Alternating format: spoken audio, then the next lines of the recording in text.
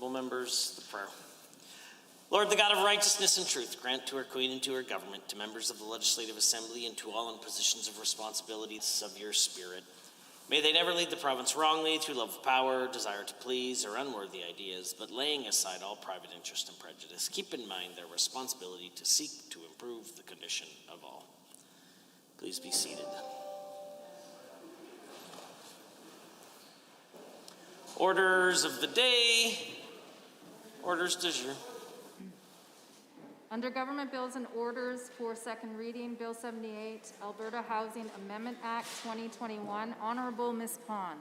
The Honourable the Minister of Seniors and Housing. Thank you, Mr. Speaker. Good morning, colleagues. Today is my privilege to rise to move the second reading of Bill 78, the Alberta Housing Amendment Act 2021. Affordable housing is the foundations of an inclusive and thriving society. Right now, the foundation is cracked. It is buckling under the weight of an outdated and a complex system, even growing demand and the inflexible regulations. The system is inefficient and is failing to address the device and a unique housing need of Alberta across the province. In the last 2 years, Alberta's government has built more than 1,500 safe, quality homes for senior, individual, family with low income. But it is clear, government investments alone cannot keep pace with the growing demand. And we cannot keep the throwing taxpayer hard dollar into the inefficient system. Right now, our affordable housing system is missing the mark. Alberta's government is taking steps to fix it with the balance of bold actions and careful changes. On November 1st, I was pleased to release Stronger Foundations, Alberta's 10 years plan strategy to improve and expanding affordable housing. It details the bold actions Alberta's government will take to provide more affordable housing options that meet the needs of Albertans with low income. The directions aligns with the advice from the Affordable Housing Review Panel, and the panel completed its review of the affordable housing system in late 2020. The review included input from the housing provider, private companies, and civil society organizations. The panel heard from almost 160 Albertans through the engagement sessions and received more than 120 written recommendations and submissions. The panel heard again and again that a single approach to housing will not work in every community and every situation. They told us housing solutions can be found and through the various of the locations and developed approach. One participant said, I quote, set a benchmark and get out of the way.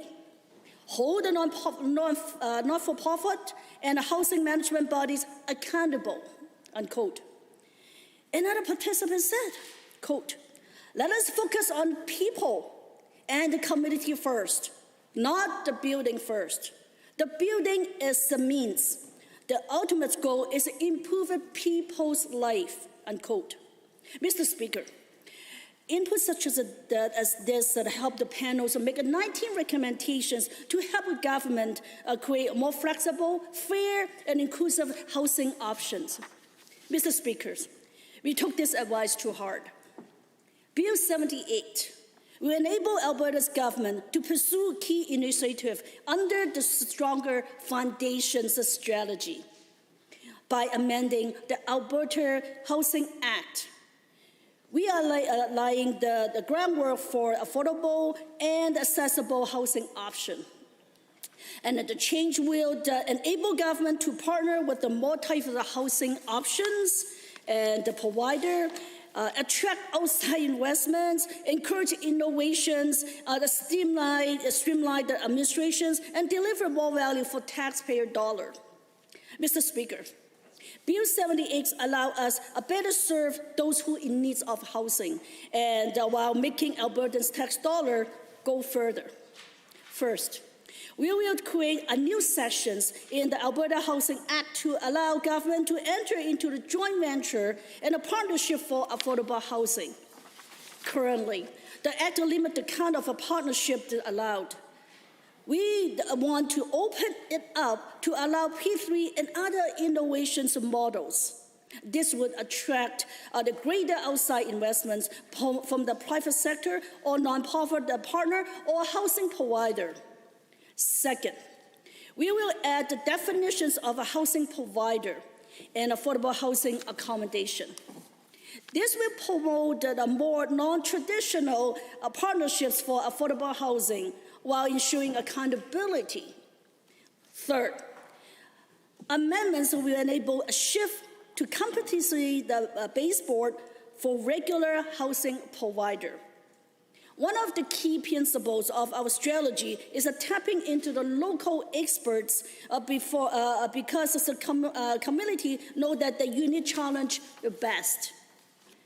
Competency-based board for housing management body will set them up for success as they take on the biggest role in a local housing delivery. And final, we plan amendments to simplify administration, red tape, and reduce more red tape. The stakeholders have told us that our regulatory structure is over complex, so we will cut red tape, streamline the regulations, and help ensure the efficiency, sustainability, and financial responsibilities. Mr. Speaker, Alberta's government promised more affordable housing would be available to those who in need. These amendments keep us on track to keep that promise. I urge all members to support the Bill 78 to ensure Albertans in need and have access to safe, suitable, affordable housing. Thank you. Debate, the honourable member for Edmonton City Centre. Well, thank you, Mr. Speaker. I appreciate the opportunity to stand and speak to second reading of Bill 78, the Alberta Housing Amendment Act. Certainly the question of housing and affordable housing is one that I've heard about from many of my constituents here in Edmonton City Centre. You know, I have an incredible diversity of constituents, of both background and certainly socioeconomic class. I have some of the most expensive condominium penthouses in the city. But I also have people who live in some of the most abject poverty, indeed many who I represent who have no housing at all. And certainly I have heard from many about the ongoing challenges of access to affordable housing, now particularly for individuals who are on low and fixed incomes, certainly individuals who are on AISH, and of course seniors who are on fixed income, and indeed many of them who have noted how much more difficult it has become for them under this government, as they have eroded many of the supports that they have depended on, and indeed the overall financial implications of many of this government's decisions on COVID-19. That aside, the main issue for most of these folks is the ability to afford a place to live. Now, of course, when you have individuals who are on a fixed income, say individuals who are on AISH, who have around $1,600 a month, they're often facing situations where 50% or more of their income is going towards housing. And certainly the supports that have been available through the government of Alberta, indeed we have had an increasingly growing wait list for rent subsidies and other supports that allow these individuals to stay housed. And Mr. Speaker, when these individuals are unable to afford housing, when they are no longer able to sustain housing, say because this government has been busily taking away the additional shelter benefit for many folks on Alberta Works without giving any consideration to the impact it has on those individuals or seeing what the impact of that decision would be. then that indeed generates more costs for the government of Alberta. And the minister was just touting how this legislation is all about trying to save tax dollars. Well, let me tell you, Mr. Speaker, many decisions of this government have been in fact costing us far more. Because when individuals are in precarious positions with housing, when they are driven out of their housing, when they are forced onto the street, that is greater cost for everybody involved.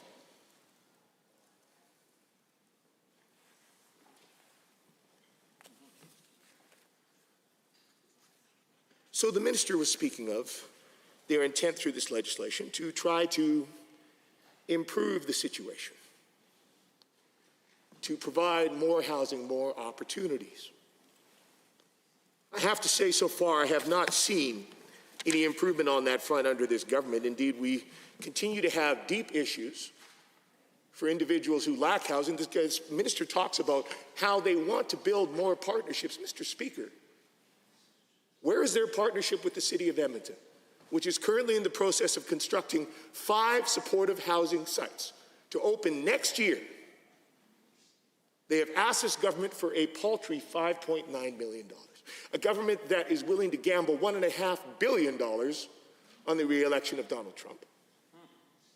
That was willing to give $5.4 billion away to corporations who took the money, left the province, and cut jobs.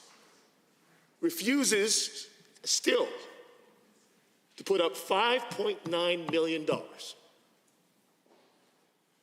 for supportive services, health and social services, to keep individuals, hundreds of individuals currently living on the streets of Edmonton, housed. So I'm hearing a lot of words from this minister and from members of this government. I am not seeing much action.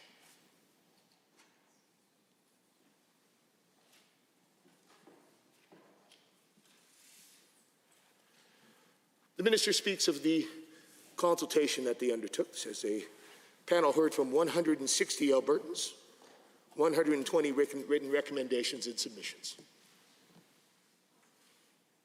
Certainly, as this debate continues, I look forward to looking into them and perhaps beyond the carefully chosen, I'm sure, quotes that the minister brought forward today.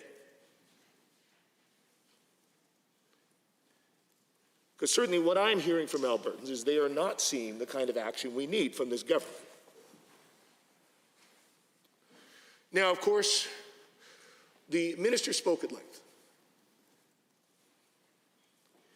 And a term that we continually hear from this government about wanting to have more partnerships with others to build housing in the province of Alberta. And it reminds me, Mr. Speaker, of not that long ago when this government brought forward plans to do exactly the same with our parks in the province of Alberta. To, they said, form new partnerships with other groups to hand over responsibility for managing those parks, for managing those sites. Mr. Speaker, we know what that was about. That was about selling our parks here in the province of Alberta, privatizing those spaces. It's about a government that continually looks for ways that it can devolve its responsibilities onto others. That continually is looking for opportunities to take what are public assets and rightfully the responsibility of the government of Alberta to oversee, to upkeep, to protect on behalf of the people of Alberta, and instead dump off those responsibilities on others. With less oversight, less insurance that the quality is going to be maintained. And we have them now applying the same kind of thinking to Alberta's public housing stock.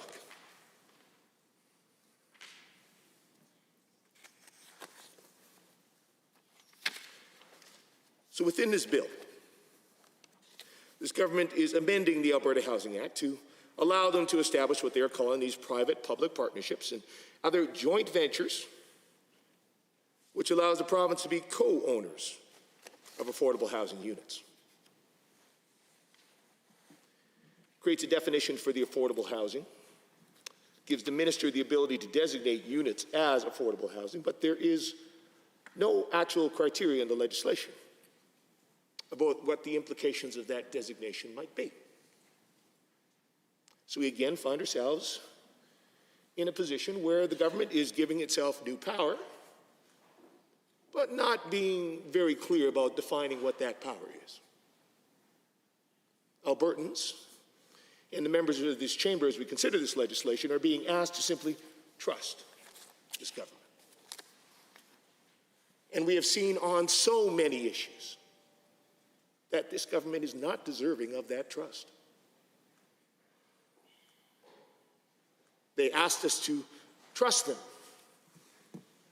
with our parks and with the eastern slopes of our mountains, but we've seen how doggedly they pursued their interests and the corporate interests of folks that they want to curry favor with over the express will of Albertans for months, Mr. Speaker.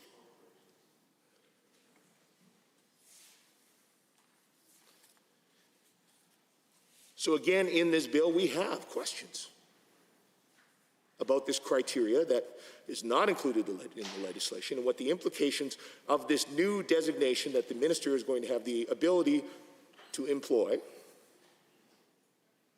what those implications are going to be.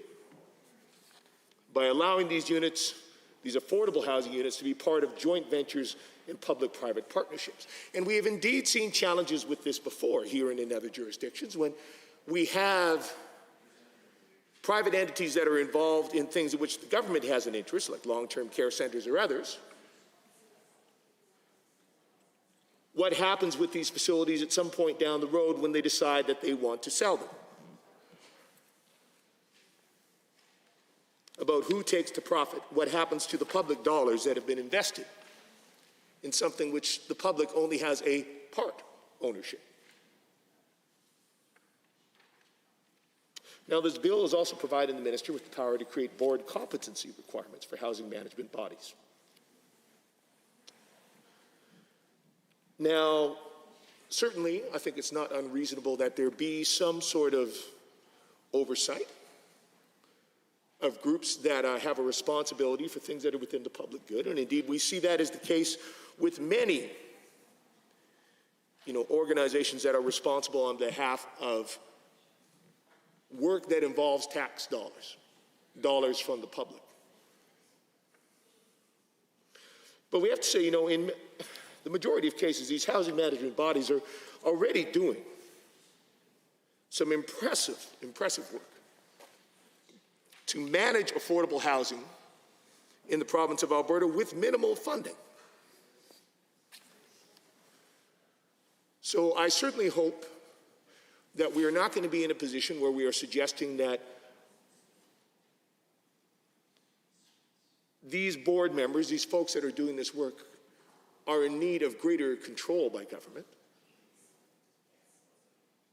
or have been engaging in any kind of activity or work that requires a stronger hand from the minister.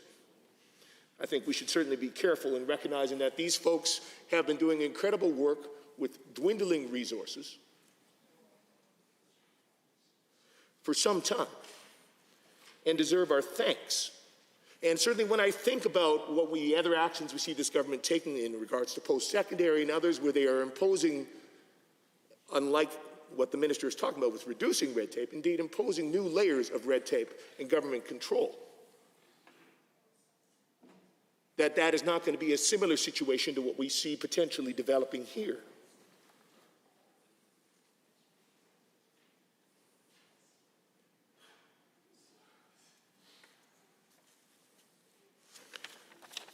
So we are going to continue to review this bill. I think we're going to have the opportunity for extended and ongoing debate on this in front of the legislature, and I'm certainly looking forward to having the opportunity myself to do a bit more consultation with individuals within my community, both those who have need for the housing as well as those who take part in providing it and overseeing that work. But we do have some questions. So as we noted, as we are moving into more private-public partnerships, P3s, and other models that the government may choose to put forward here for how this housing will be developed, operated, managed, owned, We note that there are no legislative requirements, nothing in this bill that states that any proceeds from the sale of that affordable housing be reinvested back into affordable housing. Now, this is a claim that the minister has made, that will in fact be the case, but there is nothing in the bill to require it. Now, we've encountered this previously again with this government when they, again, interestingly, on parks legislation, when they brought forward and said, absolutely, we will make sure every single dollar that comes from this will go back into, but of course, resisted anything that actually would require them to do so. Much like the promise that we had from the Minister of Environment and Parks that there would be a trail fee that would be imposed on off-highway vehicle users, and now suddenly that is nowhere to be found. That also, interestingly, now is a responsibility he wants to devolve off to another third party. Of course, we've seen that's been the government's approach through much of the pandemic. They're very fond of giving other people the responsibility to enforce the things that they don't like. Because again, this is a government that we just see repeatedly is more interested in putting their political interests first and the public interest, the good of the province, second. And it's my concern that when we have seen that repeated pattern from this government, we've seen that repeated behavior, that when they make a claim such as the minister has put forward here, but puts no teeth behind it, that we have good reason to doubt the government actually intends to follow through.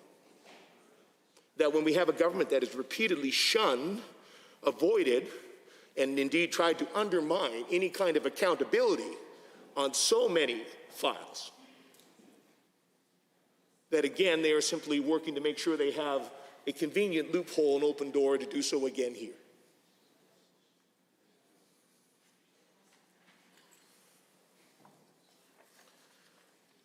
Again, the minister talked about who she consulted with in putting together this bill. She mentioned that the panel heard from 160 Albertans, 120 written recommendations. I did not hear any mention of what involvement there were with municipalities in developing this legislation.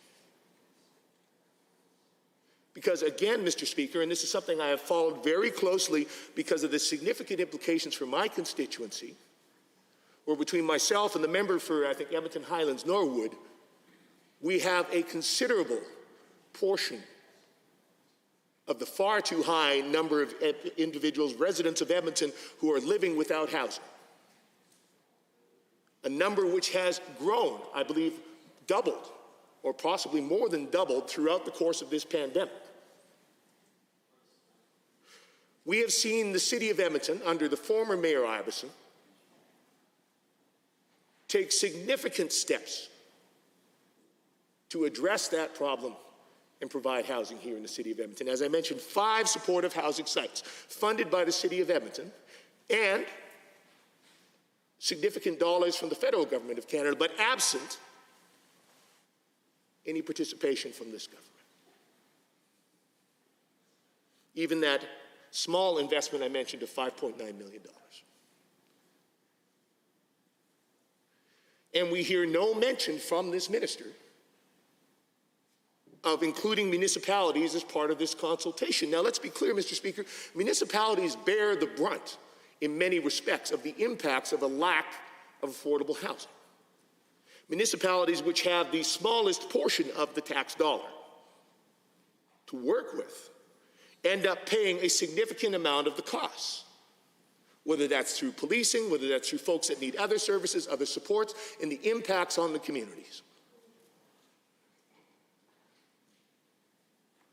But we have heard nothing from this minister about bringing those municipalities to the table to talk about the development of this plan. Municipalities play an enormous role, Mr. Speaker. They handle the zoning, they handle the land use. They are deeply invested in how this kind of a program would roll out, and we have heard nothing from this government about their involvement in the development of this legislation. Now, if I'm incorrect on that point, and if the minister has indeed consulted with individual municipalities or with the AUMA or indeed with any body representing municipal governments in the province of Alberta, I would certainly welcome hearing about it.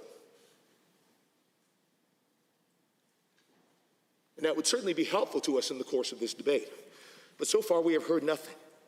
We have heard nothing about discussions with the federal government. Now, federal governments over many years, of course, have also devolved, starting in the early 90s, the responsibility for support for affordable housing, which is part of what brought us to where we are today. Certainly, consecutive conservative governments in the province of Alberta also contributed to that. The most serious of that was, of course, under the former Premier Klein. And his serious erosion of supports for individuals struggling with mental health that turned many out onto the streets.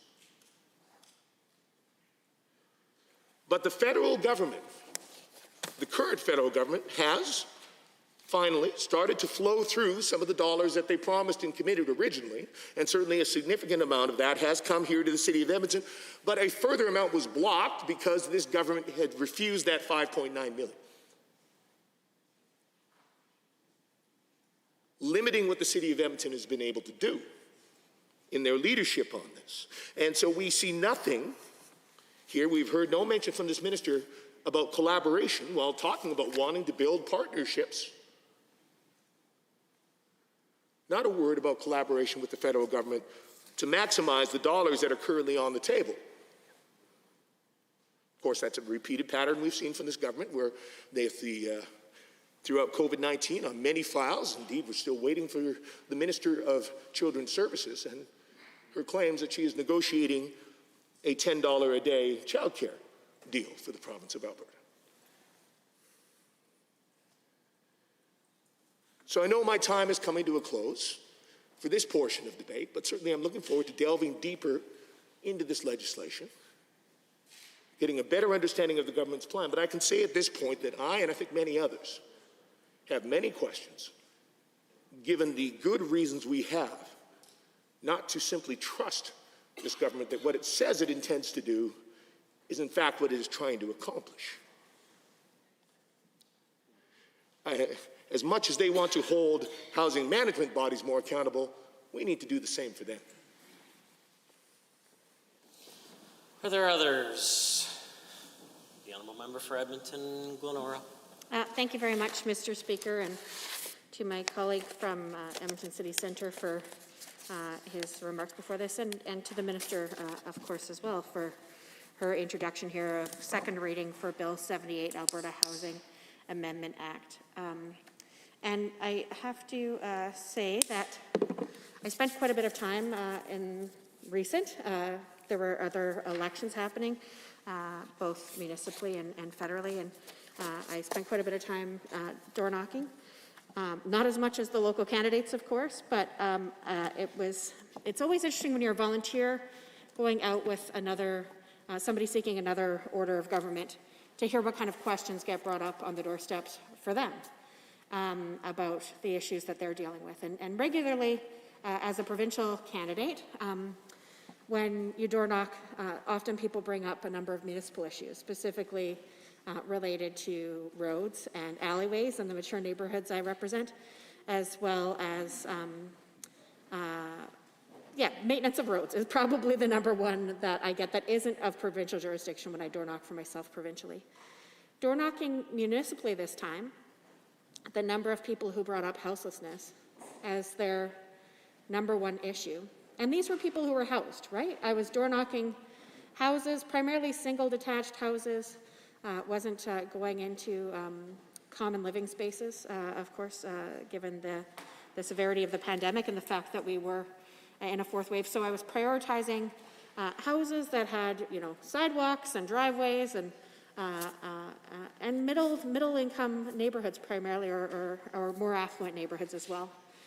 And the number of people who brought up houselessness as their priority issue was greater than it was in prior provincial elections.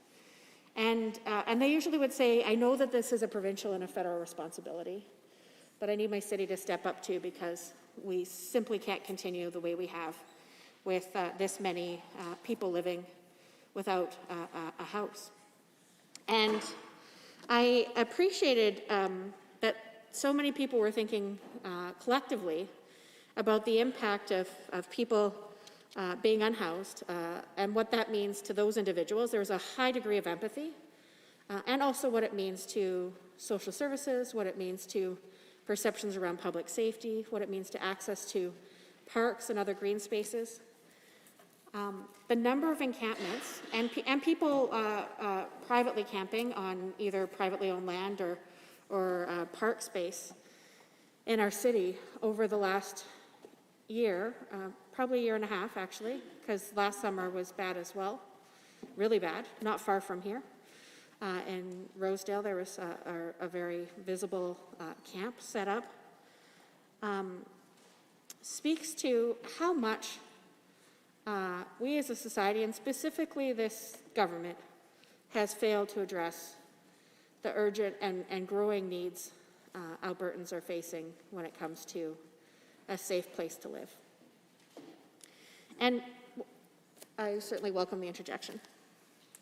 Thank you, Mr. Speaker. I had a question that I'd like to ask the member for Edmonton-Glenora with respect to the urgent need for more affordable housing that occurs to me regularly, and that is that quite often we see this government looking at investments in public services and in public expenditures as a cost rather than an investment. They see it as a drag on the budget rather than as something that will ultimately be rewarded in terms of other lowered costs in social services later on, and also in better outcomes for people who are housed in better quality housing over their lifetime, and children in particular I'm thinking of now, and people with disabilities who don't have opportunities to find housing at an affordable price in the market for regular housing, and the number of individuals who would be served by the benefits of affordable housing are seen as an investment. Thanks very much, Mr. Speaker, and to the member from Edmonton-McClung. I will say that often the economic argument is one that many people who consider themselves to be on the more progressive or left end of the political spectrum give, hoping that the economic argument will be enough to convince people who don't want to invest in affordable housing that it's in their best interest as well. Unfortunately, I'd say those arguments often fall on unreceptive ears. And part of that, I think, is because regularly, especially governments that are trying to tout themselves as being more fiscally conservative, want to be able to say, look at how much money we cut, or look at how much money we saved. And the impacts of those short-term cuts certainly drive up the long-term costs. Research shows that when, particularly the hard to house, particularly people who've experienced chronic houselessness, people who are struggling with severe mental health and substance use challenges, when housed, the costs go down significantly in areas like justice and healthcare. And often it's because when you don't have a safe place to live, or you're living precariously, you need more interventions from folks who are responsible for public safety or responsible for ensuring that somebody who's in a state of crisis when it comes to their health is removed from that state of crisis. But it does take a little bit of time to see those economic returns. So often, governments that want to be seen as fiscally conservative make severe cuts or efforts to divert responsibility onto other orders of government. And we already saw evidence of that. Like when I talk about door-knocking in the municipal election, it's not to say this is a municipal problem, it's to say citizens deeply care about this. And they want to make sure that we all live in a city where basic human needs are met. It's pretty simple. I don't recall if it's still in the grade 3 curriculum or not, but I know a few years ago, the human needs, what do you need to be able to live, was a real focus of the curriculum. And of course, children talked about safety, water, air, housing. And this is something that I don't know why it is that we need to debate this or talk about it as whose ideology best supports this, because every single person in this room and every single person in our province should want their fellow citizens to be able to have their basic human needs met. And that's part of what governments should do, is ensure that safety, access to basic human needs can be achieved no matter where you live. So, and I also want to clarify that, it wasn't just one side of the river. I was door knocking with Michael Jan south of the river, with Aaron Rutherford north of the river. And again, this was an issue that was brought up regularly as something that, and perhaps it's because they saw somebody who was a provincial representative with a municipal representative, and that they were thinking about areas where the government should be working more effectively across jurisdictional responsibility. And I would have to say I agree. But this issue of houselessness came up over and over and over again, and particularly supportive housing. There are two projects being constructed by the City of Edmonton in the riding I have the honor of representing right now around supportive permanent housing with wraparound services. And I live about halfway between each of them. So it's an interesting, watching them go up, and they're going up quite quickly. Hats off to the construction crews and who are being involved in this. I know there were some questions at the beginning about scope of the project, size, number of units, and the type of wraparound services.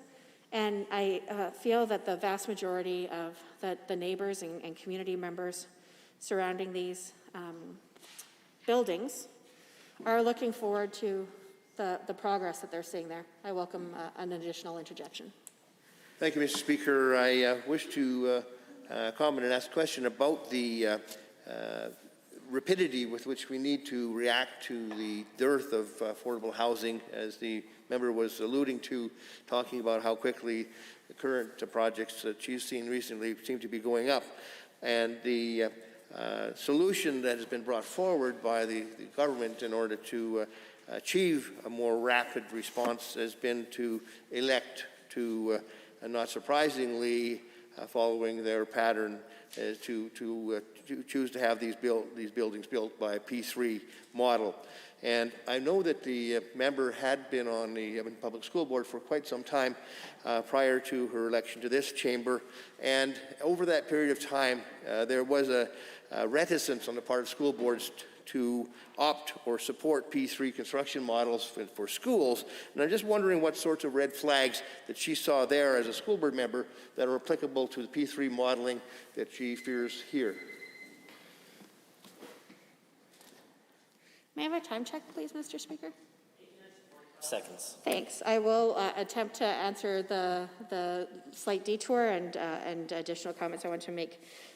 With regard to the question, certainly a very good point made by my colleague, the member for Edmonton-McClung.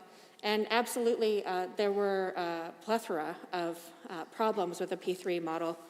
And my most close experience, of course, was with construction of schools here in Edmonton for Edmonton Public.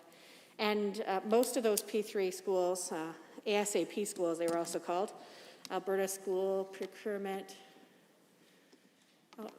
anyway, it was ASAP schools as well that were part of the P3 model that was rolled out. And I'd say the number one issue is that contractors, when they are also owners, abide by the letter of the contract to the law, right? That is a legal agreement. And the government certainly didn't take into consideration that children are in these buildings all day, every day.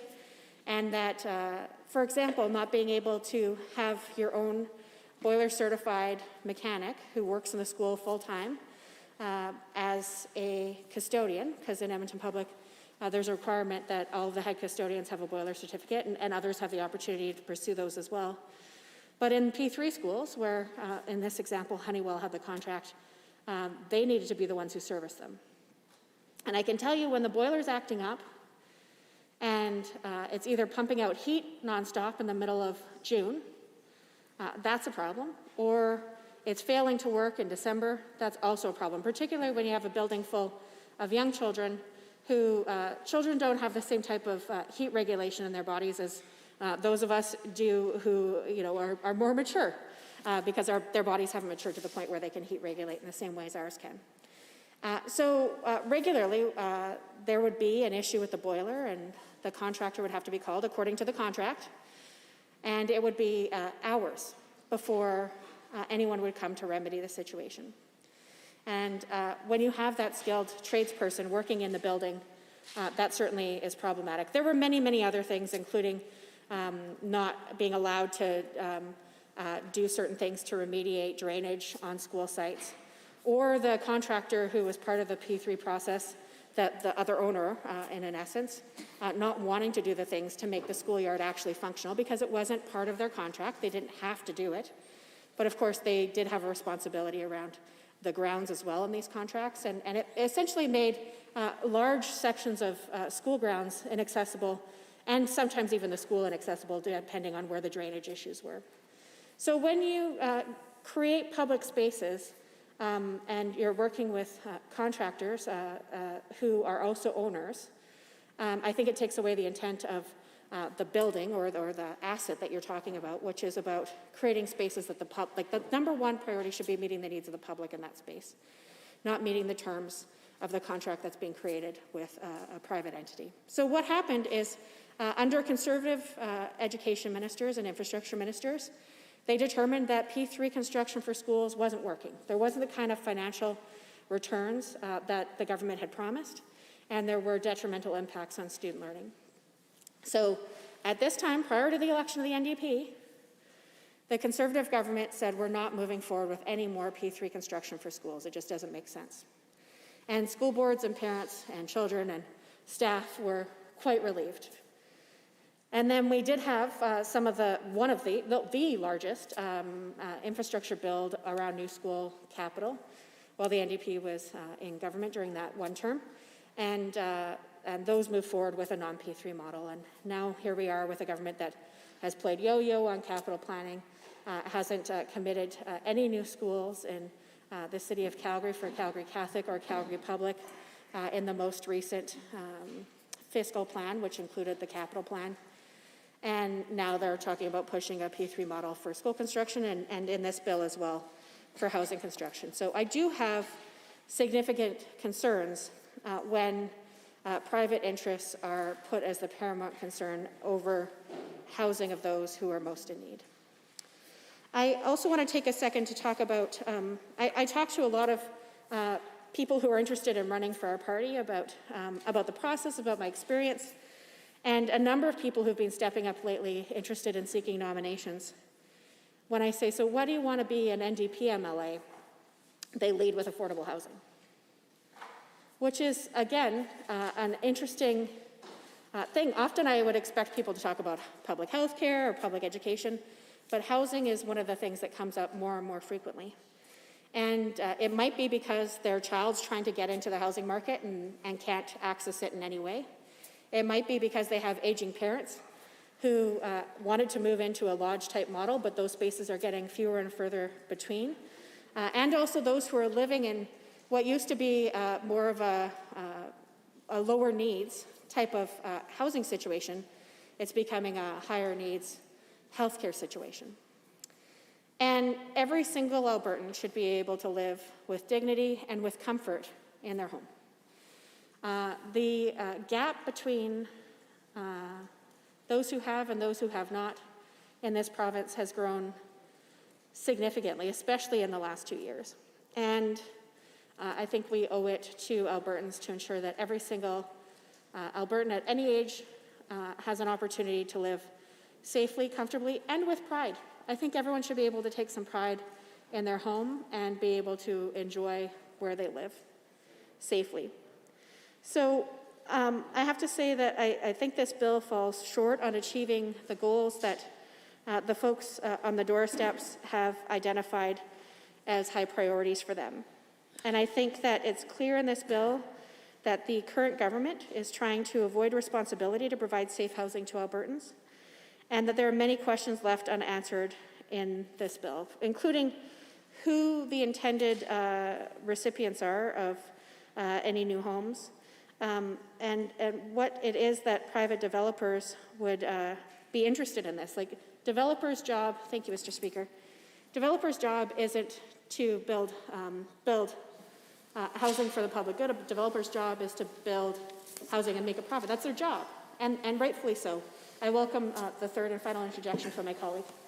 Thank you very much, Mr. Speaker. I'll be brief. I just wanted to know from the member if indeed she's found that the long-term underfunding of housing of affordable housing has impeded in her neighborhoods projects that might have otherwise been undertaken. I know that for a period of 6 years, when I was a member of the City of Edmonton Nonprofit Housing Corporation, which had over 700 units of housing, the federal government and provincial governments brought forward no funding, and no other additions to that housing stock were made during that whole period of time. Thank you, Mr. Speaker. Absolutely, there was a significant backlog, and my hat's off to the member from Edmonton Riverview for the work that she undertook in the approximately 3 years she was leading in that ministry. There is a significant shortfall, and it's interesting because one of the things, in the brief time, about a year, that I was, maybe not quite a year, I think it was January when the file for, it wasn't even called Seniors in Housing, I think it was just called Seniors at the time, was removed from my areas of responsibility and assigned to the member for Edmonton Riverview. One of the things I remember saying to the Premier was that I hoped it would be somebody who could be in a leadership role in that file for a prolonged period of time moving forward, that it was a file in Alberta that had regularly been moved from minister to minister to minister, and our Premier certainly complied with that. It was over 3 years that there was a minister, and where the housing file actually got to be called housing. Because, of course, affordable housing isn't just about seniors. They are, of course, an important demographic, and one that we need to ensure we're always thinking about ensuring that every senior who lives in our province can do so in comfort and dignity and with pride.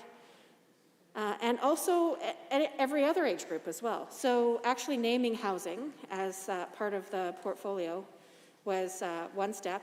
Having one minister in the leadership for the remaining 3 years was another step in the right direction as well.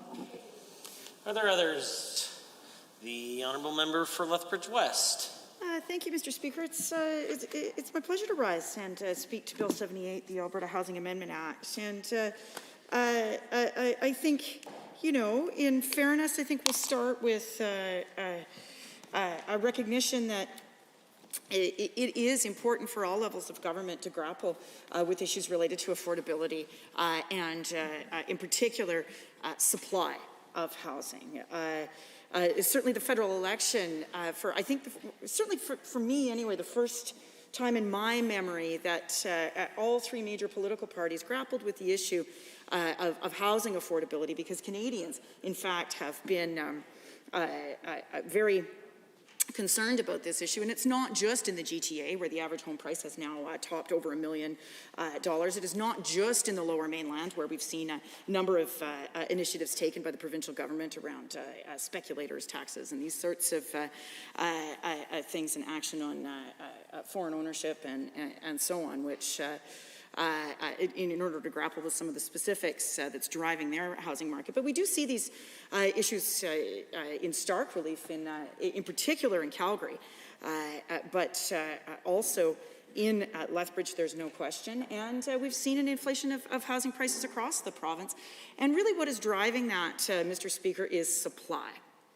And so, you know, academic experts had a look at, in all sort of areas of the political spectrum, if you will, Mr. Speaker, around the federal platforms on addressing housing affordability. And some, not all promises were created equal. Some were much better than others, both in terms of their impact on the market and actually achieving the outcome of stabilizing prices and making more supply available in that for people in low and middle income, for whom housing is becoming increasingly unaffordable, whether it's on an ownership basis or a rental basis, Mr. Speaker.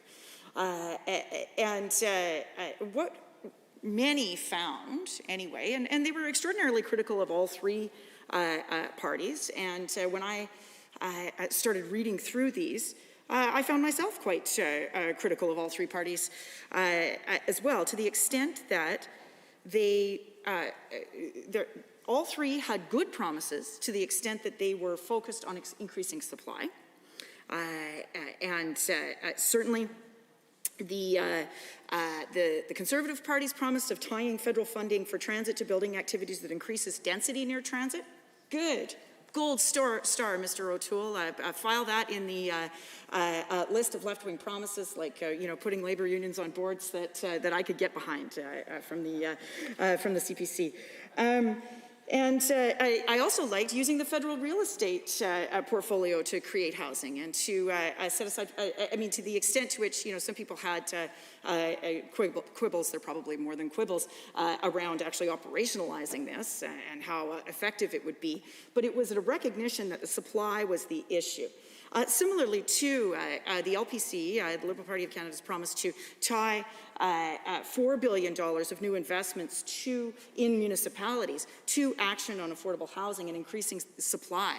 Again, gold star for that particular investment, because it recognizes the leadership role that municipalities play and the fact that supply is often tied to other regulatory, planning, and urban initiatives, and that's where really the choke point is. I was less enamored, Mr. Speaker, of these kinds of ways to kind of increase consumers and the market, increase their risk exposure, either by tinkering around with CMHC rules or other initiatives, simply because they are extraordinarily expensive. I was noting that the first-time homebuyers promise from the Liberal Party of Canada is going to cost the Treasury $3.6 billion. This is not a small amount of money.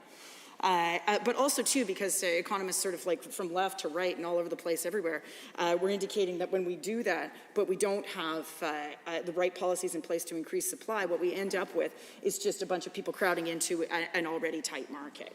And so, housing can sometimes be really complicated because it involves all three levels of government. Sometimes there's other departments involved, whether it's health, whether it's social services, mental health, Indigenous relations, so on and so forth.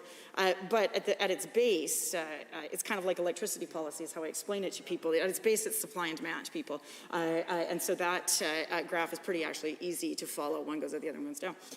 And so all of this is to say, Mr. Speaker, that having a piece of legislation before this House is well-timed around housing.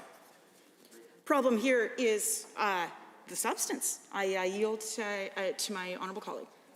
Thank you to my colleague. I just have to echo the point that is being made that through the federal election and through media, we see that this is an absolute priority issue for Albertans and for Canadians.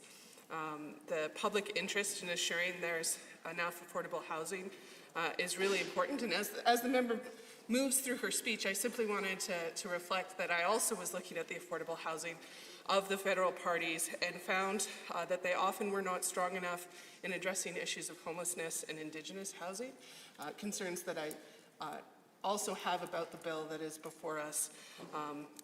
I think it's so important that we are focused on providing housing to those who do need it most. And I want to thank the member for raising the issue of that federal election, because it really does crystallize how important this is to everyone, that all parties were speaking to it. So thank you.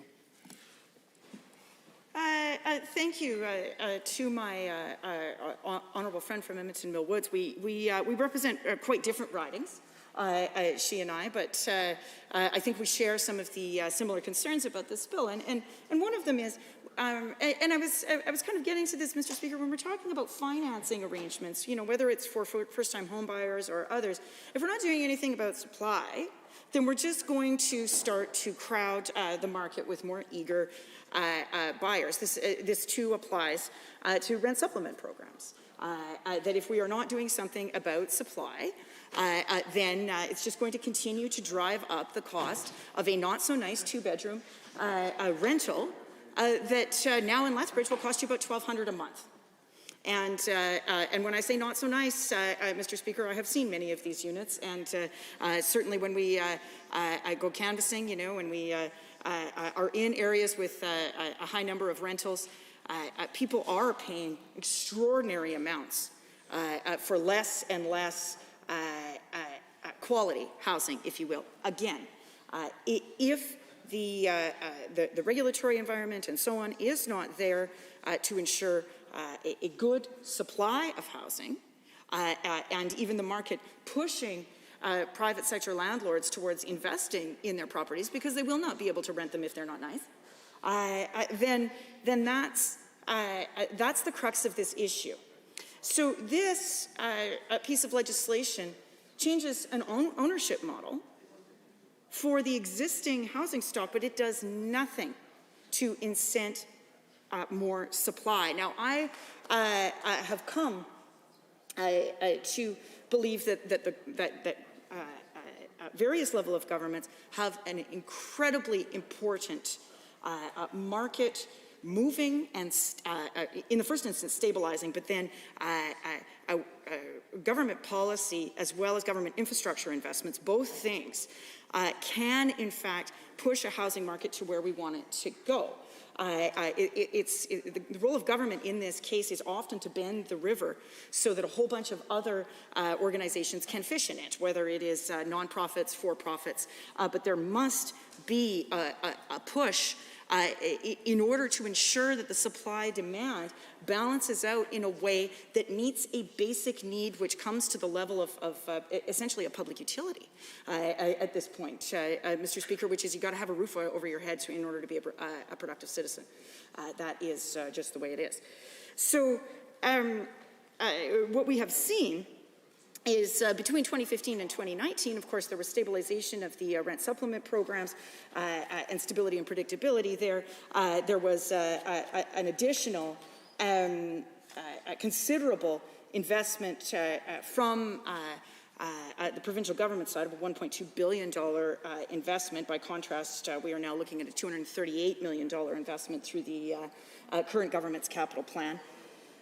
We have extraordinarily long wait lists now that housing authorities are trying to work their way through because the current government thought it would be better to not enter into an agreement with the federal government and pause that, and as a result paused rent supplement applications, causing enormous backlogs, certainly in my hometown as well.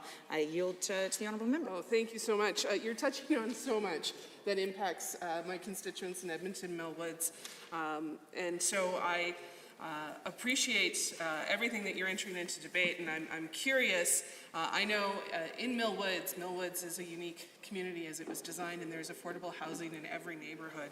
The $1.2 billion investment that our government put in, I could see that at work in my riding, as well as the impact of the stabilization of the rent subsidies in working with constituents. And I just wondered, as a representative in Lethbridge, working with your constituents and the correspondence that you received, were you able to see the impact of those investments through the casework that you received at your office, and how has that changed since 2019?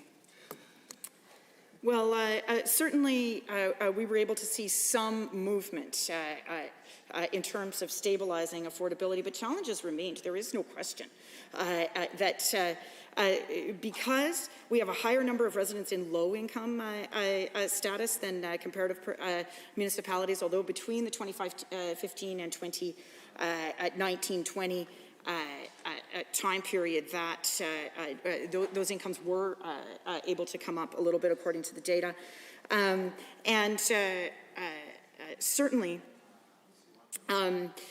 we have a large proportion of Indigenous people who have come in because we have Canada's largest reserve right on the just outside of town, and yet another one a little further out by Pincher.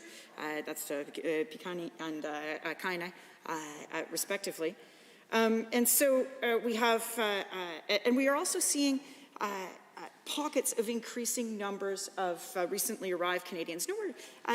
We have fewer than in the two major cities, but we are seeing increasing amounts of settlement activity through immigrant services. And so what this means, though, is it's not just that housing affordability as defined by the CMHC is, of course, if your housing costs less than 30% of your gross income of households before tax, and total income too. So we're talking here employment and government transfers and so on.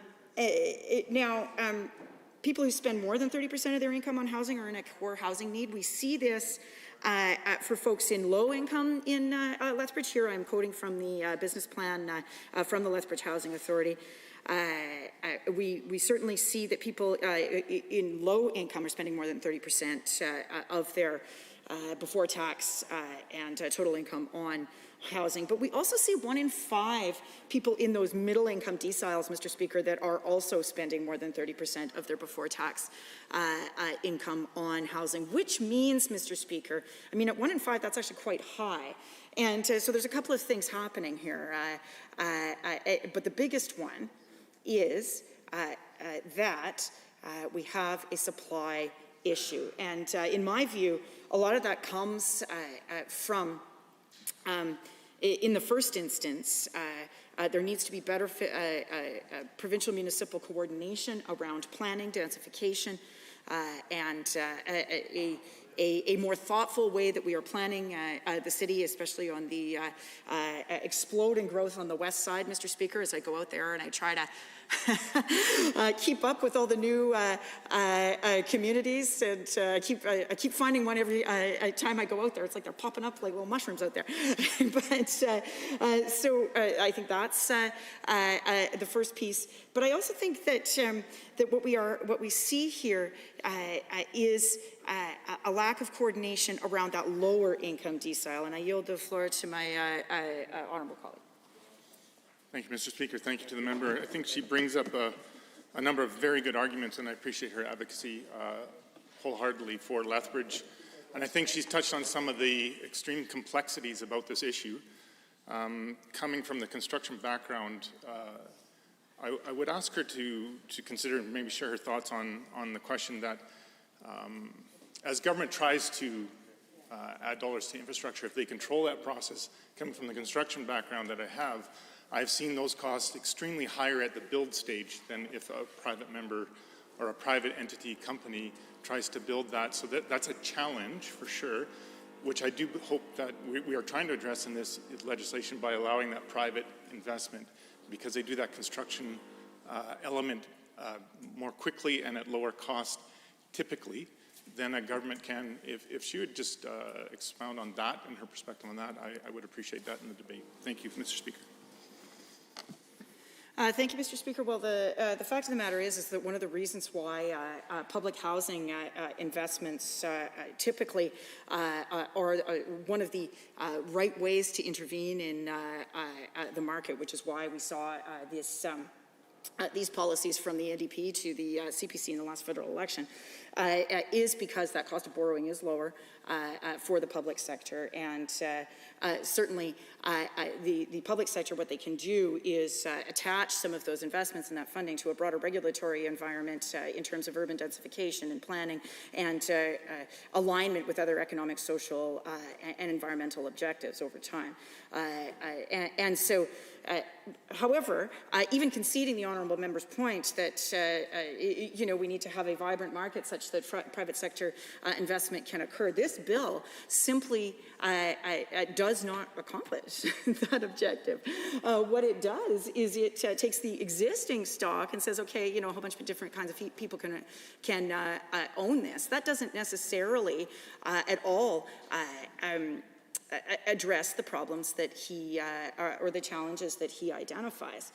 And certainly, when we review the CMHC So the CMHC has gone through a massive restructuring over the last 10 or 15 years, and you can even read about it in the Harvard Business Schools. They teach the restructuring of the CMHC as part of this. As part of some of their business curriculum, Mr. Speaker. And so when you review what the CMHC is saying, when you review even what other stakeholders say, for example, real estate organizations have had a lot to say over the years around affordable housing. You don't see this in the top 5 of the bullet points of suggested ways forward. I think we can, there are good faith disagreements within the housing sector, within the private sector, within more right-leaning economists who study housing and more left-leaning ones, and, a bunch of folks in the middle. We don't see this kind of half measure as being at all what is top of mind for people. Now, I do want to raise one final question in the time that I have remaining, which is that one of the ways that we could ensure that this bill might actually accomplish a public policy objective would be to first knowing what the problem is, which is what is the state of the wait list, and should we not have a set of transparent reporting criteria via the housing authority so that the public can know what is the state of the problem? How many people are waiting for rent supplement? How many people are given the backlogs that we saw over the last year and a half or so? And so that would be information that I would be seeking and would certainly help and might be a way to begin to redeem the contents of this bill, Mr. Speaker. And with that, I will now conclude my comments. Honourable members, are there others wishing to join in the debate this morning? See the Honourable Member for Edmonton Ellerslie.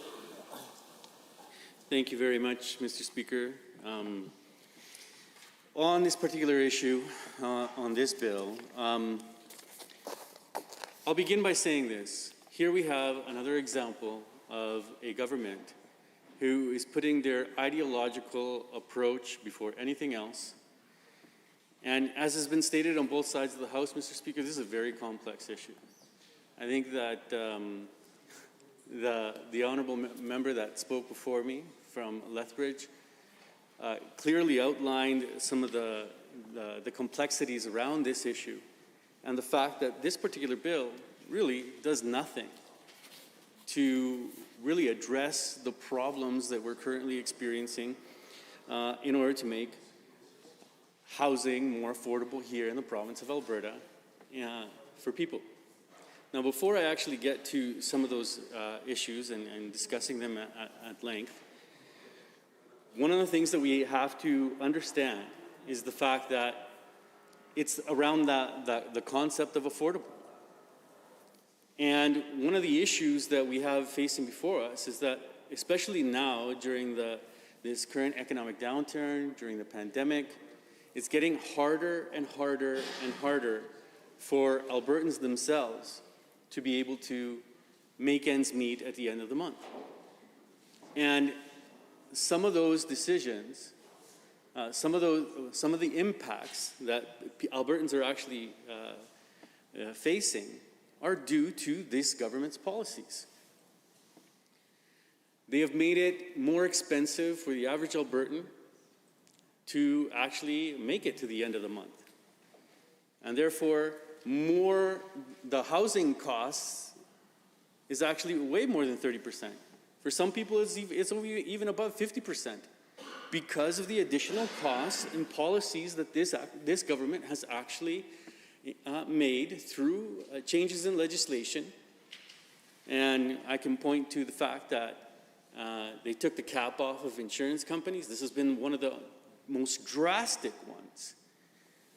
In some cases, I've heard from constituents where their insurance has gone up by more than 50%.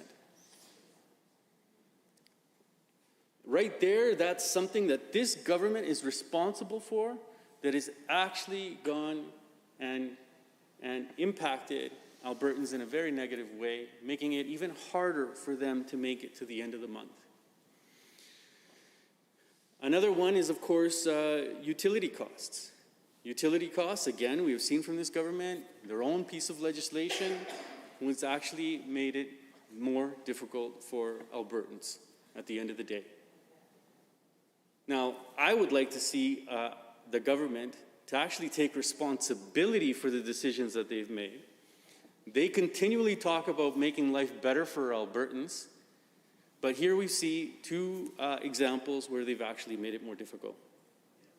Now, when it actually comes to the issue of affordable housing, it's not only that the housing itself is affordable, because, and I want members on the other side of the House to contemplate this, because it's not just about making it the rent or whatever, the mortgage that the person is paying more affordable for Albertans, but it's also making sure that the neighborhoods where these affordable housing projects and are established have amenities around it. Because I want you to imagine being a single mom. I want you to imagine being a single mother or a single father, and the only place that you can afford to live is in an area that is so far from all other amenities, and you have the additional cost of transportation in order to get to work, get to the supermarket, in order to buy your food. Things that perhaps we in this house, because of our privilege, aren't really concerned about. I'm sure that many of the members on the other side of the House, just like members on this side of the House, we drive a car. And we don't have to worry about transportation costs. We're in a privileged situation. But not every Albertan is living the experience that we are. And that's why I'm begging members on the other side of the House, when it comes to pieces of legislation and the complexity of issues, and especially this one, that you come into this House with more than just a suggestion based on ideology, which actually doesn't help at all. It doesn't help at all. Affordable housing means that we're thinking about it in a more holistic way, making sure that the experience is also an affordable one, that people have access to amenities, so that there are good schools in the area that their children can get to. And this is something that we should be focused on. Now, of course, I keep forgetting, member from Lethbridge. My apologies, my sincere apologies. I just think of, you're such an incredible advocate for Lethbridge, and no disrespect to the other member from Lethbridge, but you do such an incredible job. It's just every time I think about you, I just think of Lethbridge. No disrespect. I didn't say, I said it. No disrespect. I'm sure the other member does a fantastic job as well.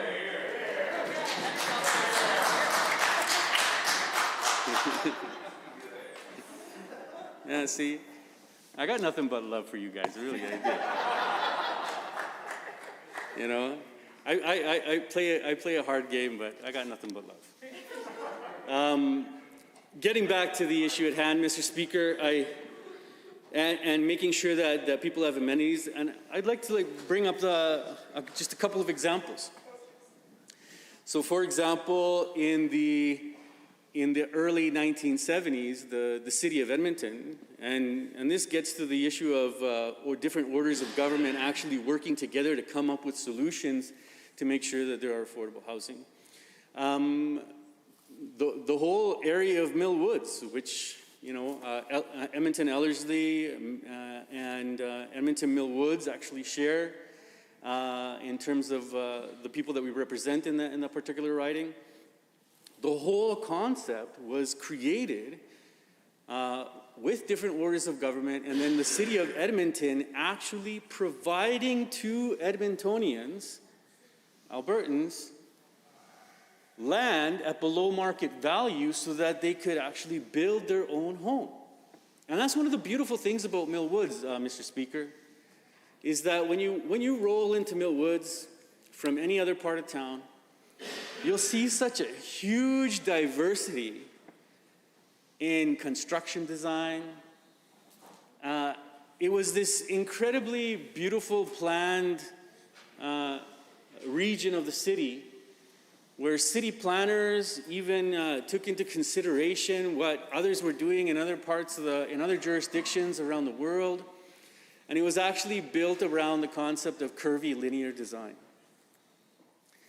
Now, a lot of people, some people when they go into Mill Woods and they're not used to the whole concept of curvy linear design, they get really upset because, people are expecting streets and avenues, and everything is like based on the quadrant, and it's very easy to navigate around. But Mill Woods is not like that. Please, I yield to you, sir. Point of the development of Mill Woods and a plan that went into it, I can certainly attest that it was a new type of development in Edmonton, because of course, as it was being built, I was working as a City of Edmonton garbage man, going to addresses that were difficult to find in Mill Woods, and even later as a DATS driver and a taxi driver found it difficult. But more importantly, though, another concept that was incorporated into the development of Mill Woods was mixed development, where you had low-income housing incorporated into neighborhoods alongside or juxtaposed next to more expensive housing, and even right close to some very expensive neighborhoods. So it made inclusion part of the neighborhood concept, and that's something that the minister talked about in terms of wanting to make her housing projects inclusive. Neighborhoods should be inclusive as well. Indeed, and I'm really glad that you bring up that point, member from Edmonton Club, because I'll never forget being a young boy, and speaking to my father. And one of the things that he said to me is one of the reasons why he loved Canada so much is because it doesn't matter if you're a doctor or you're a maintenance person, both of those individuals are going to the same mall, they're going to the same restaurant, and that class division that my dad was so used to back in the home country did exist here to the same extremes. And Edmonton Mill Woods, that's why I love it so much, right? Being from Southwest Edmonton, I grew up in Mill Woods. When you look at Mill Woods as in terms of the population of Mill Woods, it's about 190,000 people. If you were to consider it onto a city onto itself, it would be the third largest in all of Alberta. And I'm really proud of that fact because it was something that was planned to actually provide affordable housing to the population. Now, the member from Lethbridge West was talking about the supply challenges, right? But a big part of that and how different orders of governments can work together is then the whole issue of land acquisition and titling. And that's exactly what the city of Edmonton did with this Mill Woods project. It acquired the land, it bought the land, because that land before was farming land, so they ended up buying the land from those families. They ended up putting together the plan, working with developers. But the most important thing, and I remember I worked, before being elected, I actually worked on a project about the history of Mill Woods. And I'll never forget speaking to this elderly Jamaican fellow.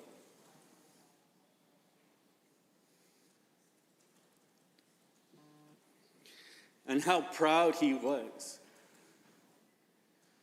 that he could afford and he built his own home in Mill Woods. And I remember, and I even remember other members of the Chilean community talking to me how they had their paycheck, and they knew that now they were going to be owning their own home and that the City of Edmonton actually provided this affordable means for them to actually be a homeowner. So what I would like to see from this government is bringing forward a piece of legislation that does way more than just transferring title, as the member from Edmonton, Lethbridge West stated. This is a complex issue, and it demands different orders of government working together, especially when it comes to issues of land acquisition, entitling, and zoning, and that we can actually make sure that there are opportunities for people that are interested in moving in this particular direction. Now, one of the other challenges, of course, is actually securing finance. And the member from Lethbridge West did make mention of this. This is another area that I think that the government of Alberta could actually help in. And by working together, you can provide opportunities. And one of those, for example, are housing cooperatives, where, through CMHC, you have members from the communities actually come together and actually work at alternative financing structures so that they can get home ownership and get access to affordable housing. And I'll give you the example of the Chilean Co-op, which is just off of 23rd Avenue and 85th Street. I'm very proud of the fact that my parents were actually involved in the design of that housing co-op. And the community actually came together and decided, look, we need an alternative structure for us because we cannot afford to get into a mortgage paying situation through a banking institution. And working together as a community and connecting with CMHC, they were able to come up with this alternative process by which they can actually, and the housing co-op is still there, Mr. Speaker, and young families are still taking advantage of the fact that they can get into this housing cooperative and they pay a certain percentage of what their income is rather than an established amount.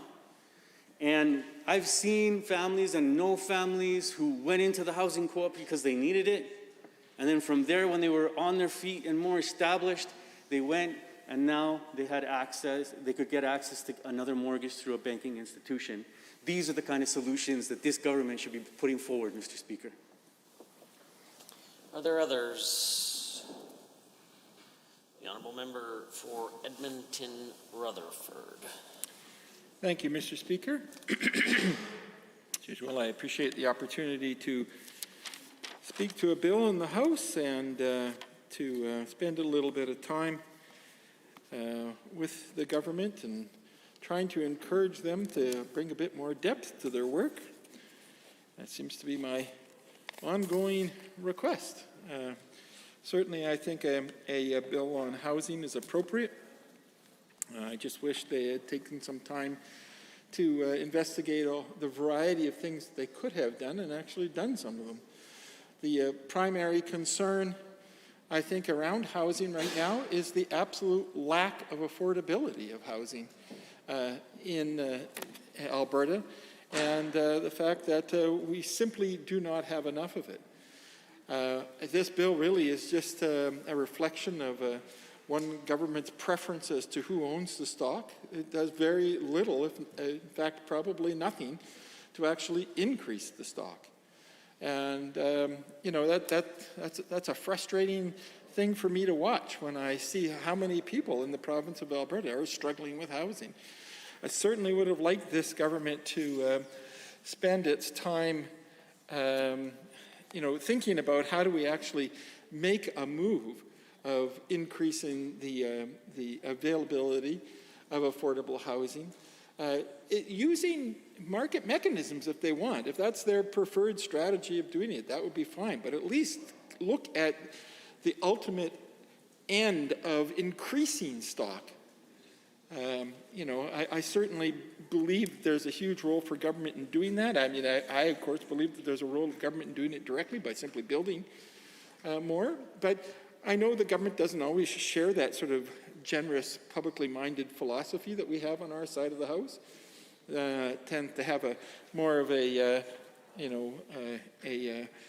some people do well and other people fail kind of philosophy, and seem to be quite satisfied with that. But I don't think that they have even taken their philosophy and gone as far as they could have done. And as a result, I've written down a number of possible suggestions. I don't know how many I'll get through, but I have at least 12 possible suggestions of things that could have been in this bill if they reached a little bit farther.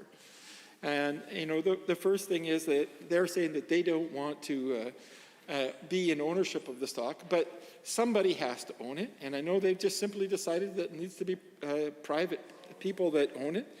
And I just think that they could have expanded the wherewithal available for people to enter into ownership in a variety of different ways. They could have done it by increasing affordable housing trusts so that nonprofits would have more access to capital in order to be able to do this, and supports for them. There could have been lots done around building up trusts and supporting trusts and giving trusts the wherewithal to be able to properly manage houses. They could have done lots in that area. Yes. Thank you, Mr. Speaker.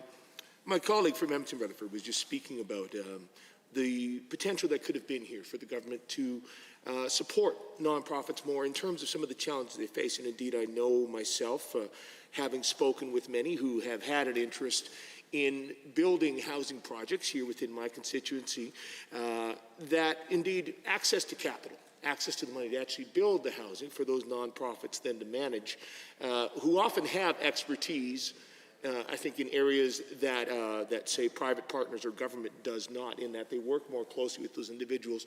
I was wondering if you could offer more thoughts, I guess, on what those challenges around on capital and what the government could have done then to meet that issue here, rather than simply devolving the stock off onto others and not really making concrete investments to increase it. Thank you very much to the member, because I think there are a lot of things that the government can do that this government has failed to do in this particular bill. Just off the top of my head, I can give at least 3 examples. One, of course, is simply put more money in.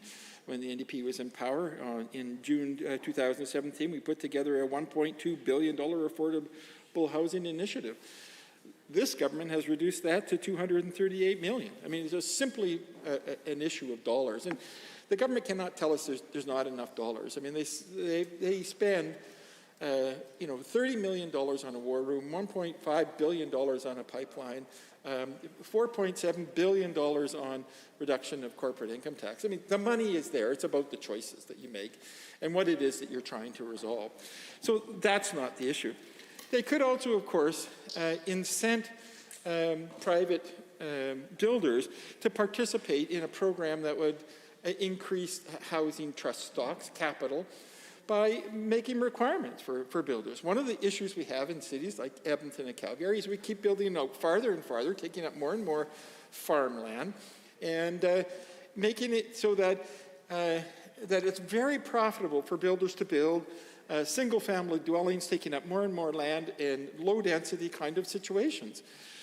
Why aren't you introducing something into legislation that discourages that kind of building and encourages other kinds of building?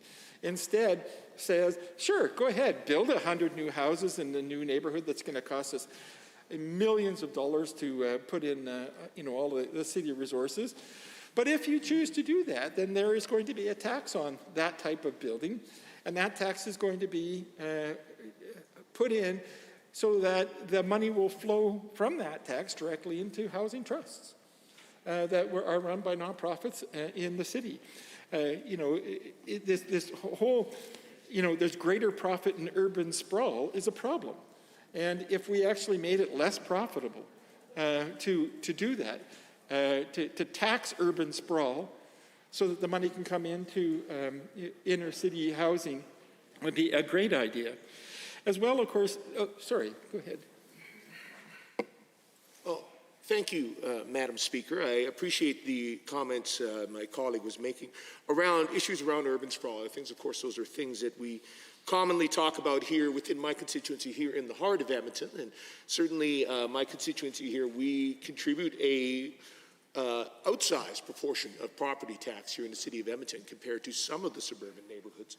But what I was thinking is that what he was talking about is something that indeed involves mainly, I think, municipal government, zoning and decisions there. But that certainly wouldn't preclude, I guess, some robust discussions with municipalities about trying to accomplish that common goal. But yet within this legislation, from what we see, there has been no consultation or consideration with municipalities. And it seems to me that is a significant gap in trying to achieve this goal, and I was just wondering what my colleagues' thoughts might be on that. Member, I appreciate these kind of comments. Certainly, I don't believe the provincial government needs to or can do these things alone. They certainly have to be working with municipal entities because, of course, they are very close to the issue of building and housing. But remember, municipalities are the child of provincial governments, and the provincial government can make a variety of rules. When the provincial government provides funding to municipalities for transportation, for example, they could easily make requirements that as you build new rail lines through your city using provincial dollars, that you will also ensure that affordable housing is built along the rail line. It's just a simple example, but there's many examples like that. They could do that. They could certainly be involved with the city in providing tax incentives for builders, making it so that there is a good reason why builders would choose to build higher density and more affordable housing.